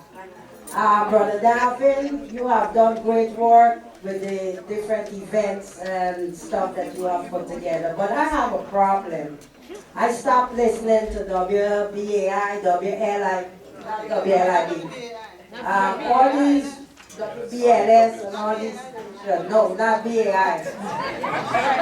And the reason why I put on my radio and I'm hearing DJs bigging up these little girls that went to a party the night before and how they shake it and how they did it and what kind of mini dress they had on and who did it to who and who didn't do it.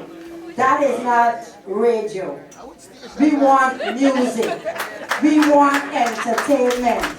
Reggae is universal. And when you take the reggae out of the air, you have nothing.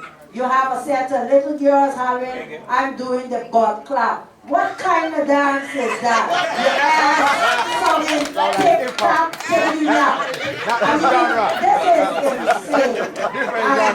We hold the mothers, the queens, and the women and the sisters, hold you men responsible for giving our children these, I don't know what kind of music, who your mama is and who your papa is. I don't relate anymore to that kind of music. I can't get anything out of it.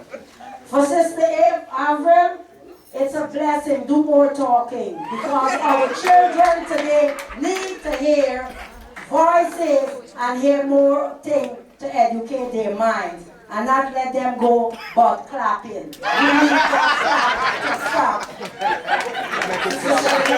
The thing is that we are all responsible, and culture is a reflection of what the society is. And those who are up there reflect what the society is and produce what the society is. So the role of the artist in this capitalist society is basically either going to be a capitalist artist or he's going to be a revolutionary artist. And there is a dialectical relationship between revolution and social decadence. And so therefore, we have that choice. In the 70s, when we had a choice to be revolutionary, we were decadent. And we're decadent because a man came forward and said we are more than just an island. We know where we're from, we know where we're going. Yes. So if you did that then, and for many years, we have played the role of minstrel. Yes. And radio announcers have done that. You can't do what you want to do. Yes. You play the music you want to play, but you don't play the music that you should play. And the music that you should play is Clancy Eccles. The music that you should play is Oko Onura. The music that you should play is Lincoln Quayle Johnson. The music that you should play is Mikey Smith. The music that you should play is the music that tells you about liberation or you can reach yourself. The music that you should play is the music that will tell you how we can organize ourselves against the right wingers in this country that is now organized against Barack Obama. And there is idiots like Lou Dobbs, and it was telling us we immigrants have all kind of diseases and we come here like that. I'm here 45 years. Yes. In foreign, without a foreign mind. And in our back country, we still have a green card. Why? Because we can't come as citizens in the United States of America. Why? Because I was arrested during the Civil Rights Movement. I made a choice. I made that choice. But there's nothing wrong with the reflection of the culture. I mean, when I was 6 years old, I was singing Penny Reload. Yes. Remember that? Big Bamboo. Remember that?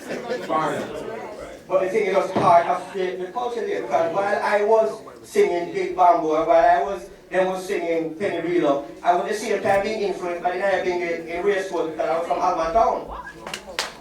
And I was being influenced by people political party with Martin and party that was holding them street car ride every day, and they are street cars, so we got them attended. At the same time, it was part of our culture, right? And many of us. I'll give you one example.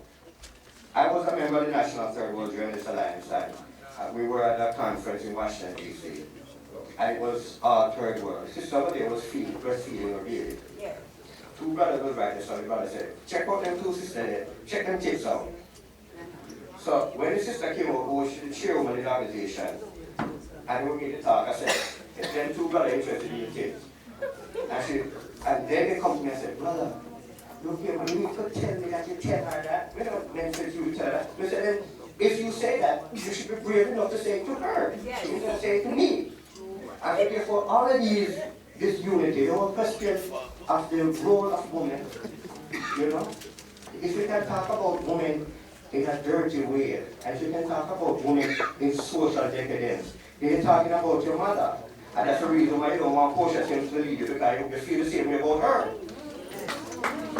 But if we have to think about these things. Because I know straight that is not so. And one of the things, Sharon, I want to say thanks to you, because when you asked just now, who is the last person, as you would say, DJ Roy, I always hear you say, give Ukes a bus. And when he asked about who the Ukes was, I want to hear Buju and this body, all names that come back and come to a bus. David, you know that we skip a lot of islands. And through the last 10 years here, I've heard this and that, and I've seen a lot of young artists, ones that I represent as well, never went no way. Taj Weeks, you took Taj Weeks and he got a Grammy. And we are pushing a lot of music outside of the tri-state. And one of the problems I know after tonight, we didn't even be able to put one, which I don't care. But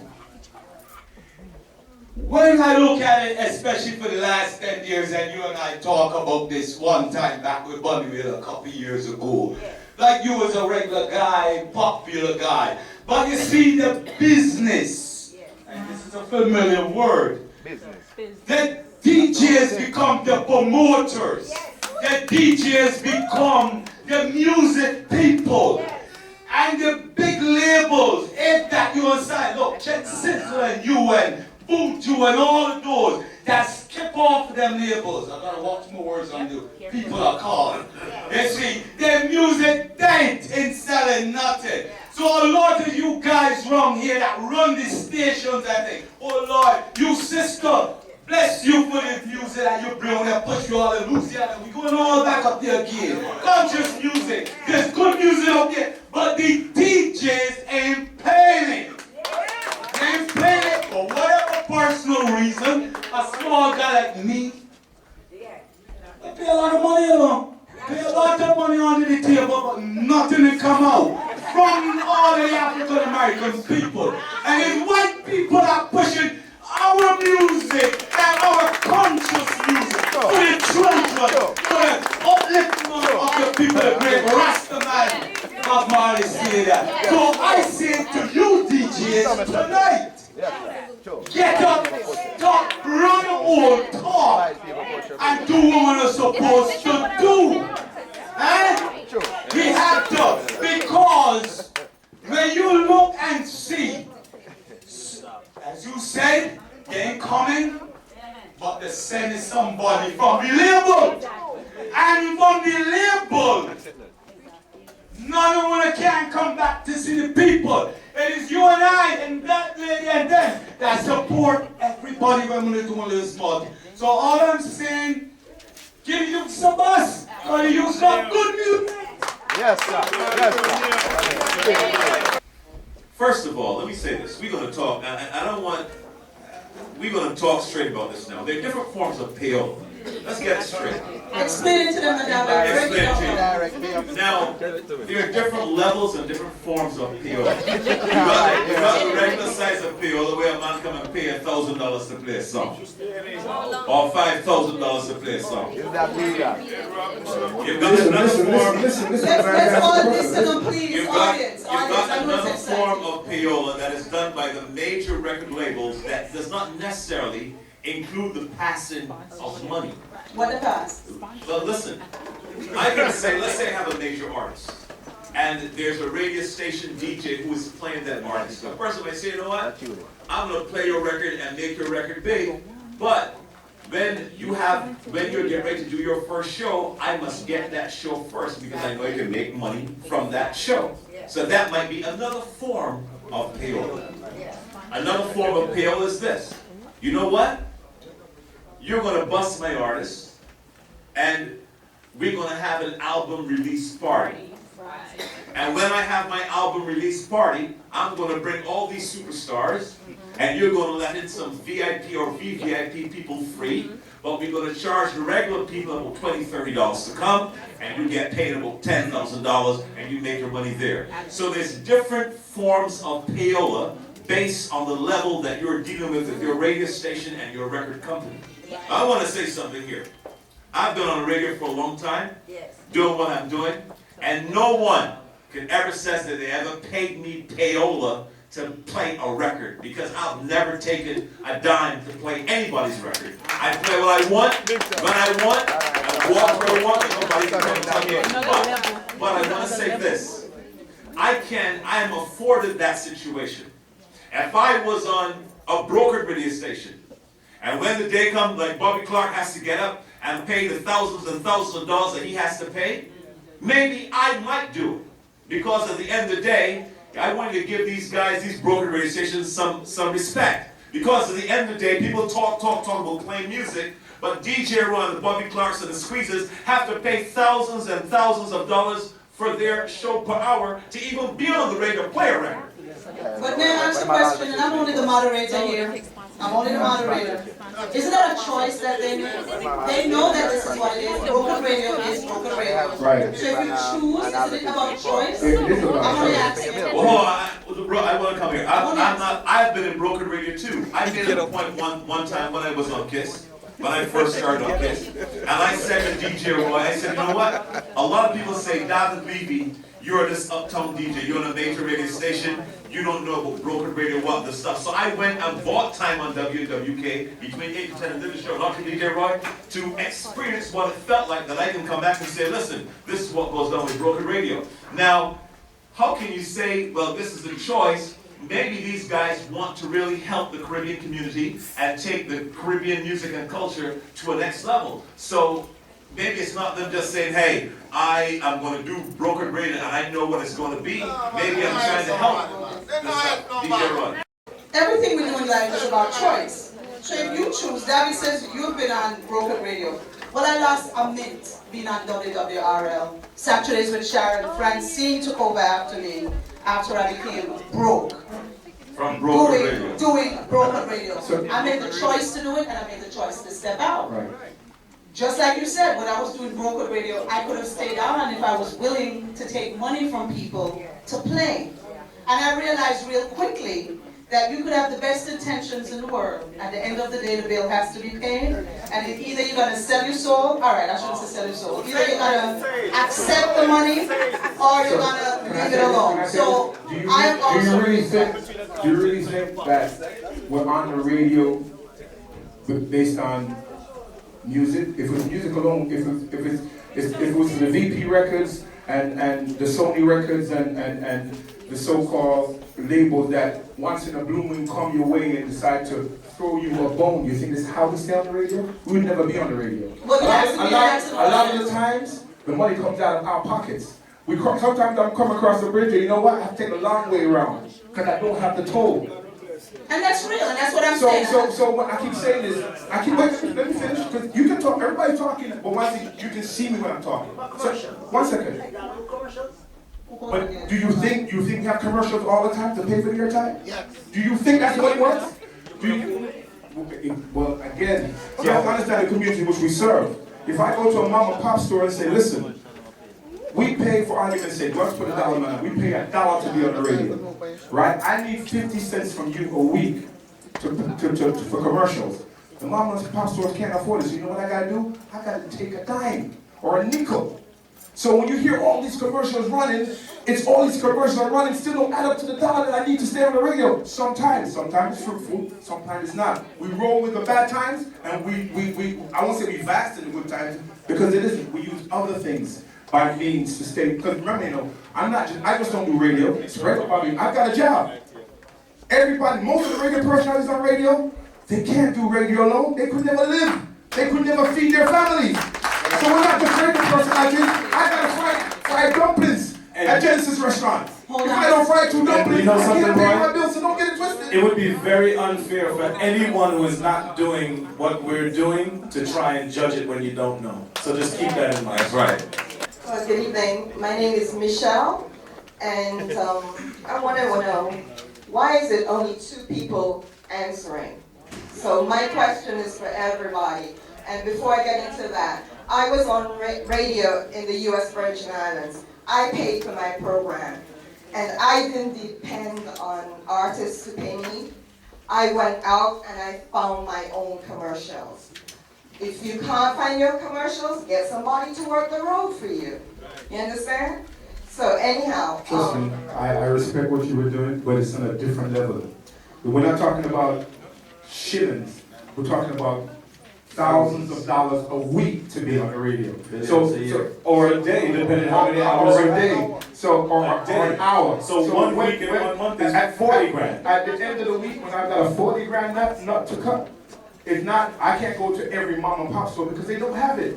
We're working with the community, and when you see we keep our parties, that money, you see that money goes in our pocket, that goes right back into the airtime so we can stay on the radio and play music and give information, and of course also make sure that you know what's happening in your island, make sure you know what's happening within your community, at the same time trying to give you music at the same time. It's not easy. So when I sit here and I hear some people saying, I take it personally because I love my music and I love what I do. But don't get it twisted. I'm not a millionaire from this. I'm not making money from this. I make money other ways, but not from being on radio. Okay, but I used to have to pay too, and I found the money. But anyhow, Before tell your boss to raise the antenna because Brooklyn can't even hear y'all properly. We've been trying to do that for the last 15 years. That's not by us. Try to pull it down. Anyway, my question. How many of you, if you can raise your hand, ever accepted pay for play?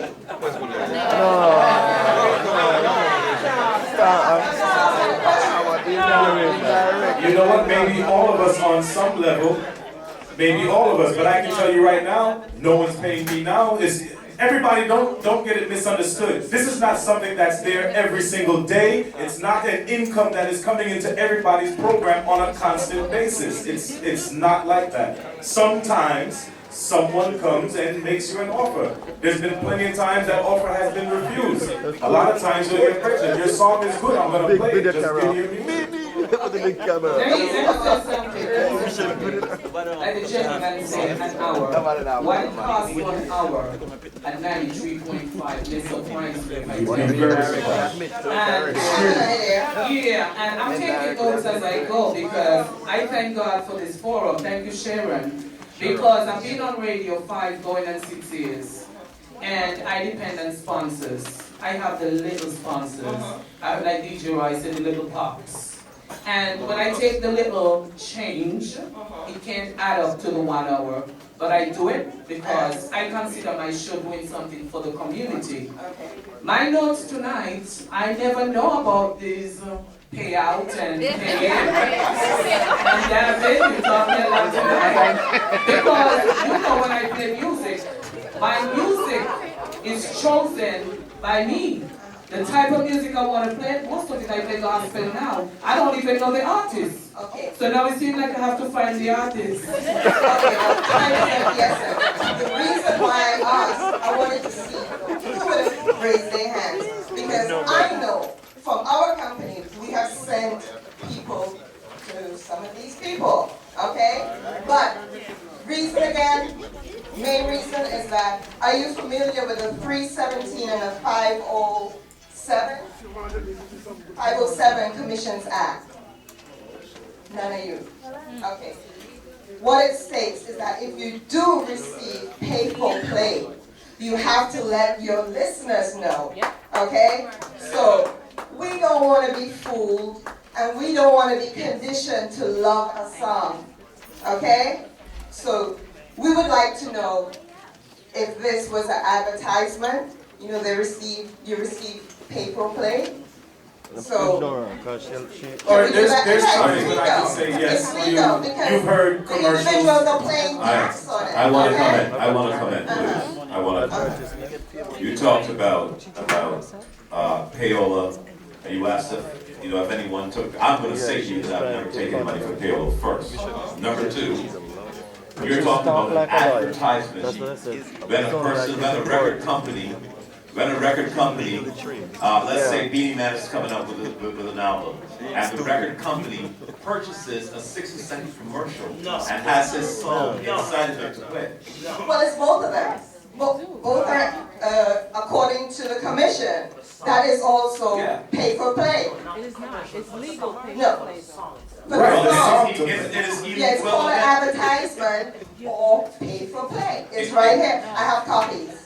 It will have to be a commercial, but no one can take money and play on a public station a record and log it as a regular play. It will have to be an infomercial or commercial.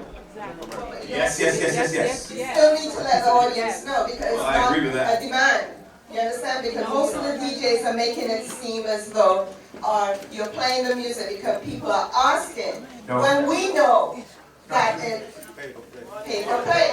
You know, I know that everyone in here has an ear for music. If you're hearing a song, do you think me playing it 10 times a night is going to convince you that's a good song? When I'm playing Latin song, which is one of the biggest songs right now, and I'm playing it, I'm pulling it up, and I'm playing it because you artists, I break up the business. Do you think we're getting paid? If you hear me playing something that goes bang, and I play it and I pull it up, then you can question it.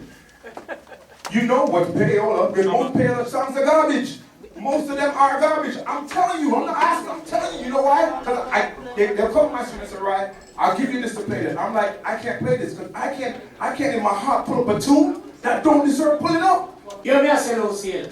I would like all of the people inside of themselves for one more applause. Yes. And you know, you choose one that's my philosophy. I don't know what's right for you, I don't know what's right for me. First, Mikey, you have to come to you now. See? Come up to you. Say, slap song. None of my recording, I never record no slap song. You have to get it to my brother. Can I make that clear? All right. Now, Richie. But you do perform those songs, sir? No performing, but not, you don't think paper radio. All right, Richie. Back to this thing with the radio thing here. You know what Jamaica say most of the producers them know. Not even the producer, this jacket them. When they do a Jamaica, them try to turn themselves not producer, that's why some of them the negatives are not come to Jamaica. You know that? They're not producers, they're reducers. Alright, I know he's not one of them. No. I'm one DJ who play quality music. Quality music. Now if you, especially on the radio, because I don't play nowadays music on the radio. I only play retro music. 50s, 60s, 70s, 80s, 90s. And it stopped at roughly 1990. Good evening. I'm from Miami, Florida. I've only been here for a week, so I can't understand any of you. Okay? I heard surrounding all week long. Thank you. I'm going back singing that song. Okay? I'm an artist in Miami, and we're in a band who upholds culture, reggae music. We do a lot of covers and a lot of originals. My point is this: I live in Miami, Florida, and we play 3 nights a week to a full house. We're all artists. As DJs, we are artists. As a musician, we are artists. He's an artist. You guys are artists. When we sing, we get to see the reaction on people's faces. Okay, just like when you play in the dance hall, you get to see the effect that takes place at that time. Okay? We have a lot of mixed race people that show up to every show. And when we have a break and ask time and time again, Why is it I've never heard You Better Good But Next Time? They don't get to hear these songs, even up to Ben McLean and Walk Away From Love. My point is, as DJs, we're supposed to be sharing and holding the culture. Now, I understand dancehall is a part of the culture too. Movado, a lot of people are knocking Movado, but they may not know the song is dying. Okay? So the point of this coalition is to preserve reggae music. Do radio DJs contribute to the state of popular Jamaican music? Obviously so. I've been here for a week, I learned Serrani's song.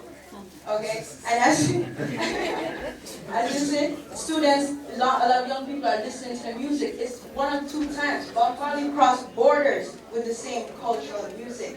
We only get to hear drum and bass and guitar and rock and roll and reggae. Yeah. A lot of people still love to hear this. A lot of kids are coming up. Please continue to share the culture. There's music we don't get to hear that is never played. I'm not saying don't play dancehall, but there's a lot of things we don't get to hear that should be shared with the Americans, Latinos, and Colombians as well. Thank you, sister. Look, one of the young people coming in. Tonight's panel is about do radio DJ contribute to the state of popular Jamaican music? The answer is obviously yes. I mean, you guys play it, and that's how we hear it. And from what I was hearing tonight, everybody's kind of getting on you guys and saying, play the good music. But what's the definition of good music? I mean, I particularly like dancehall, and I like old school music, you know? And they play what we want them to play. We call in and say, play this, or rewind and come again and stuff like that. And it's all about, I know we haven't touched the topic, but it is all about marketing. And it's not the DJ's fault if the artists do not market themselves well. Because at the end of the day, it's about money. And the people, the radio, like Sony and BP and stuff, is going to invest in anybody or anything that's making money for them. So that's one. Some of the things I wanted to say was this. Like I said before, I'm coming from a theatrical background, and a lot of the people that I've met along the way in the theater world is coming from music, so I'm surrounded by music constantly. And I say, why are you getting into theater? Why are you doing this? And they say, well, why? Nothing's going on with the music and I have to expose myself. So they do things to promote themselves, whether it's through... Okay. But they do things to promote themselves, and I commend them. They're trying. And when they say things like they try to give a DJ man their music and it just doesn't work, you refuse it. Is that the case, and why? And another thing I wanted to ask is, another thing they say is, because they're coming from here in New York, that their music, like, people don't want to listen to it. But if it's coming from Jamaica, you don't want to stick to me coming from Jamaica. We will sop it up faster than a hot beat or a hot lyricist coming from out of New York, New Jersey, or Connecticut. Good question. So, very good question. Yes, why is that? Yeah, why is that? Why is... Who's gonna, Carter, who's taking that on? Well, I'm just gonna say that I think a lot of the problems that I run into with new music, it's just a matter of production, and it doesn't. I play a lot of classic analog productions that are done with live musicians in the studio, and it's really hard for a digitally produced rhythm to sound good against the classic stuff. It sounds rigid and really awkward, and it's unusual. It takes something of the caliber of something like a Dean Fraser to produce Taurus Riley. It's not happening that often, but when that music is really at that level, I love to play it. And there's spikes even if I can actually get people to send it. David? All right, go ahead, David. I agree with the lady wholeheartedly. Not only Jamaica, every Caribbean island, whether it's soca, whether it's music from little Barbados, if the music does not originate from the island, it does not get the respect. We've gone through that DJ Roy with the Shaggies and all that stuff. We just had a very hard time getting, but in Shelly Thunder we had Witty maybe and Jalite that were producing records here, and they would have to go back to Jamaica and mash them and bring them all from Jamaica, although it was being done here. So the respect is different from records being produced here and coming out of here, and artists coming from here and coming from here. So what is the role of a radio DJ in helping to send that time? Well, look at this. Shaggy was very popular, and in the underground we broke Shaggy and played Shaggy's music when we were on KISS. Don't matter, even although it was not respected because it did not come from Jamaica, and look where Shaggy ended up. So Thank how you. much those right? Thank you. I have two more people. Skia Johnson, another artist. Talk about a fine lyricist. Skia Johnson, you're a wonderful lyricist. I'll say this on tape and in public. But Mr. Johnson. Thanks a lot. Well. I am from the music from way back. I happen to be from Trenchtown, grew up with Bob Marley, grew up on the same street. I'm just saying that to say I've been in music from it was here. Culture music. To me, that's reggae music. Reggae music is more than just about New York and New Jersey. I've been all over the world, because I'm not even going to work. I have to work with the airline, so I get a chance to be all over the world and hear the music. No, all I have to ask the panel is like, the self-promotion. I understand this, but I come from New Jersey, and when I come here, I say, well, I'm going to say this, I'm going to say that, but I understand from listening to you all what it takes to be on the air. Like that was might be on a different station and Roy. And the first time I say you hear the radio, but the first time I saw Dabber before. And this man over here says something about sense of obligation. Now that's powerful. This is what I'm talking about, sense of obligation. You understand? I know you said it, so you understand how powerful that is. This is what we need in music, sense of obligation. The dancehall and all them you know not nobody, they don't have to make them money and all that stuff. But reggae music is a culture, spiritual music. Reggae music is not nothing to play with. I've been to Brazil, I've been to China, Hong Kong, and people play reggae music. I laid on the beach and people are trying to send me Bob Marley t-shirts. I'm going to stick to it. I'm going to try to stick to it. I'm just trying to let you know how powerful the music is. The music is not a joke business. And when you're on the radio in a minute, you can't even hear the lyrics sometimes. The music I play and the DJ, and you can't hear what the artist is saying. You understand? So all that have to clean up. You understand? We all have to come together and understand, say, this is more than just the blah blah blah on the radio and try to hype up yourself. The DJ, CPR, like they said, you know what I mean? The DJ, if you understand, say, you have a lot of people out there will understand the music and have to just get together and just look. It's alright if you keep the dance and keep the dance because the music have to pay, we understand that. He's a yard man from Trenchtown, so we know it though. I mean, I go come here and big up me there. Me over 40 years me there. I mean, I big up myself. I'm a real Jamaican. I mean, make music. And me I said, I do a very good job because without you know, a lot of information wouldn't get. Trust me. They are worried about things. They are big. I like the sister argument too. You say something very powerful. I like it. Trust me. You say it up on talk radio, but you say something very powerful. Because he's a listener. That's the reason why the father gave someone more. They listen more than your child. And just because we just have to say what we have to say now. But keep up on that, man. And make say we can, as a family, just get it together. And remember, say reggae music and spiritual music. Yes. Thank you, sir. Good afternoon to the panel, first of all. And I want you to put your hands together and really congratulate Sharon for really putting together this.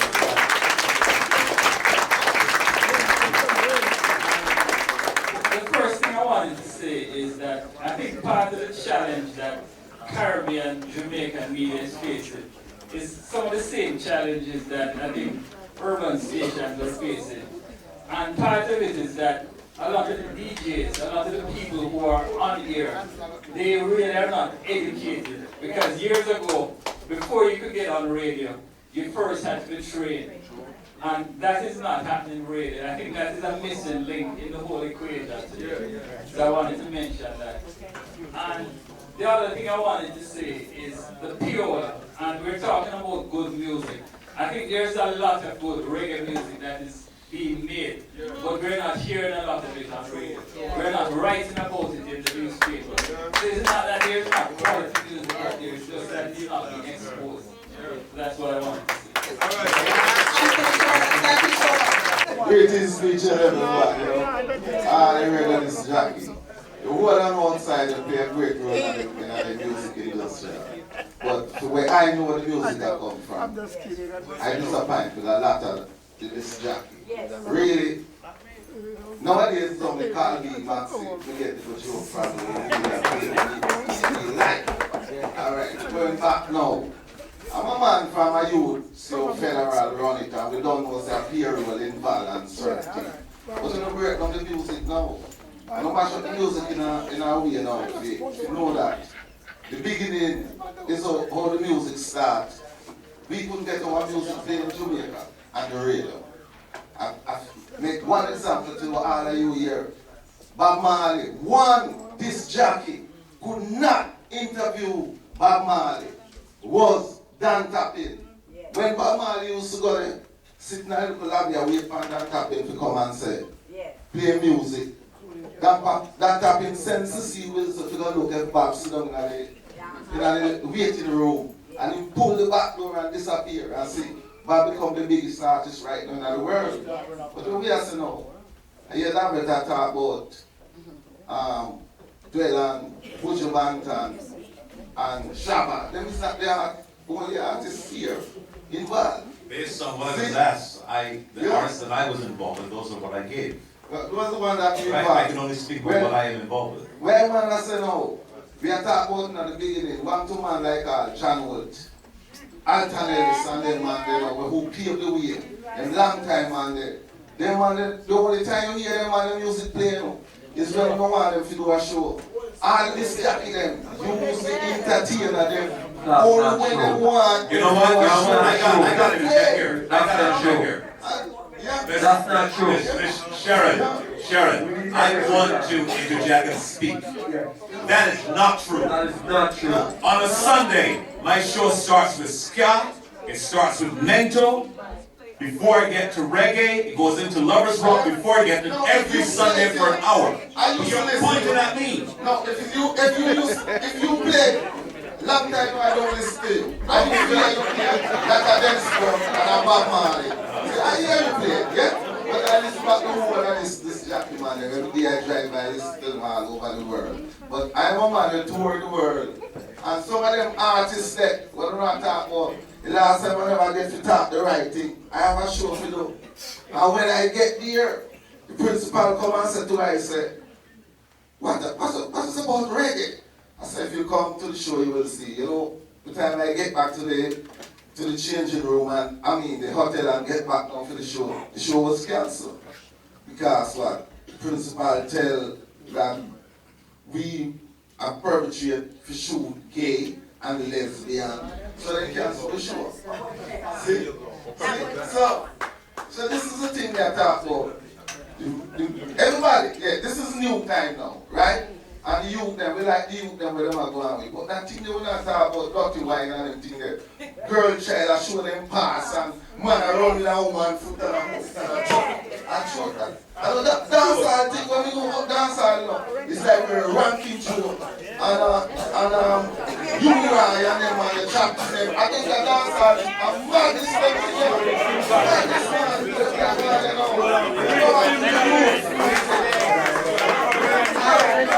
I hear him, and I know him, and I give him the utmost respect, but I do not totally agree with him. Now, first of all, let me talk about that, and I want every DJ should have the opportunity to state before we finish, right? Right. I says, every Sunday when I come, I want to do it right now. Every Sunday when I come on, I play my ska, I play my rock steady, I play my reggae, and I say, before you know where you're going, you've got to know where you come from. I do it every Sunday. From 7 to 9 I go before I get to hardcore dancehall. Okay? Therefore, sir, you grew up in an era where you deal with Alton Ellis and they were your friend. You grew up, you know Alton Ellis, you know Dennis Brown, you know Freddie McGregor. I know Buju, I know these guys because these are in my era. I can't speak of my connection with Alton Ellis because I was not there with Alton Ellis. Okay, I have to speak of the connection that I'm with. I play Alton Ellis. I have an opportunity to see Dennis Brown and Freddie McGregor. Yeah, everybody, but we try to do the best we can.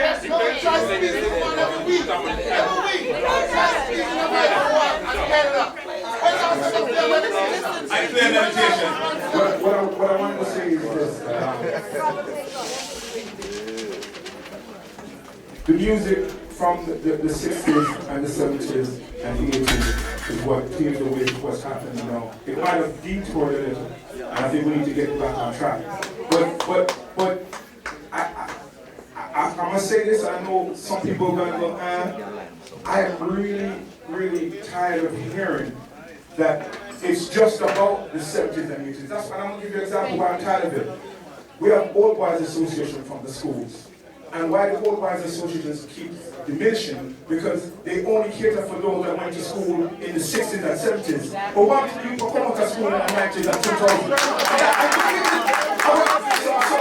So for this team to grow, we have you older entertainers and you with that know the business need to come and speak to us about it. Speak to DJ Right and educate us on it. But don't get it twisted. We still need new artists. It's the only way our business is going to continue. Because 50, come on man, let's be real. 50, 60 years from now, we'll still hear Bob Marley, No Woman No Cry. We'll still hear, you have some tunes that are timeless. We'll still hear Murder She Wrote by Shaka Demons and Blast. Yeah, dead. We'll still hear Knock Knocking on Heaven's Door, but at the same time, don't we need some oldies in a 3,000 that I can hear my father or I can hear a Tyrus Riley? I remember the first time I heard Tyrus Riley's song. VP just threw the album down and said, I'm telling you honest. I went to my car, put the CD in my car, and drove to work. The next morning I went to VP and said, this is not just another artist. This youth is the future. But not everybody going to see that, because if we didn't play Tyrus today, you would be singing She's Royal. Let's keep it real. So we need to also nurture some of the young artists that come today.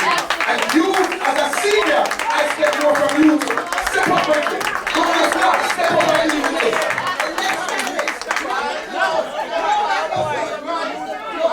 I'm coming back to the next. You have a gospel music? Leave it with me. Let me stick with God. All right. Go ahead. Rock it. Okay. All those who don't know me, when I play music around here, and as a DJ otherwise, I really try to stick to my gospel music, my retro music. My program is called Back in the Days. From 4 to 7, I only play back in the days music. Not that I don't like nowadays music, but I leave that until when I go out to play at a function. But on the radio, the fact that I work on a Sunday afternoon, I think a Sunday afternoon show should really be, something more relaxed and, the entire family can join in and this and just, enjoy it. So, Thank you, Richard Boo. Mike is serving. Closing statements. As a radio DJ, I play all type of tunes. Alright, timeless. I do believe in old tunes such as the Rocksteady, the Mentor, the Cha-Cha-Cha, all kind of music. However, I have to embrace what's new, because the only way our kids and grandkids and kids to come is gonna know reggae music. Alright? We have to embrace the newness of the music. If you guys ignore the newness of the music, then we don't have a commodity. Again, ladies and gentlemen, I don't want you to get it misunderstood. Obviously, there's some people who are talking about this whole payola thing. It seems to be a focus. That is not how we survive on radio. Let's get it clear. Don't leave here thinking that this is what goes on every day and is how we stay on air. It is impossible to stay on air that way. It would be impossible. Can I say about it? So I want to make sure. Let me say this. It costs Irie Jam every week to be on the radio. I'm not going to, because you need to understand what radio is all about. It costs us $12,000 a week, not including staff, not including office space, to be on the radio. So you multiply that by 4 weeks and understand that we don't make money sometimes. And when we do our little concerts, that's what helps stay on the radio. And if we get up one day and say, you know what? This is not worth it. Sometimes it's better for me to stay at my house and just do what I have to do.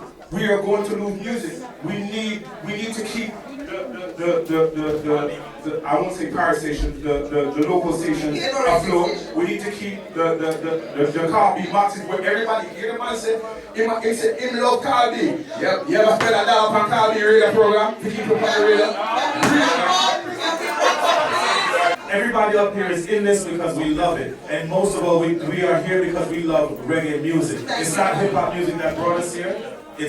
We love it. And that's why we're in it, and that's why we try to deliver that to you. And also keep in mind that the Jamaican government has put something into place that we're going to see some sort of change. Now it's going to force producers and artists to give us some different music to play. Thank you very much for the our final comment from Carter Van Bell. It's a privilege to to be on the radio. We should never forget that. And I just want to say personally, I think on everybody's behalf, thanks to everyone who listens to us. And particularly to me, because I'm not from the community. Thanks for giving me a chance.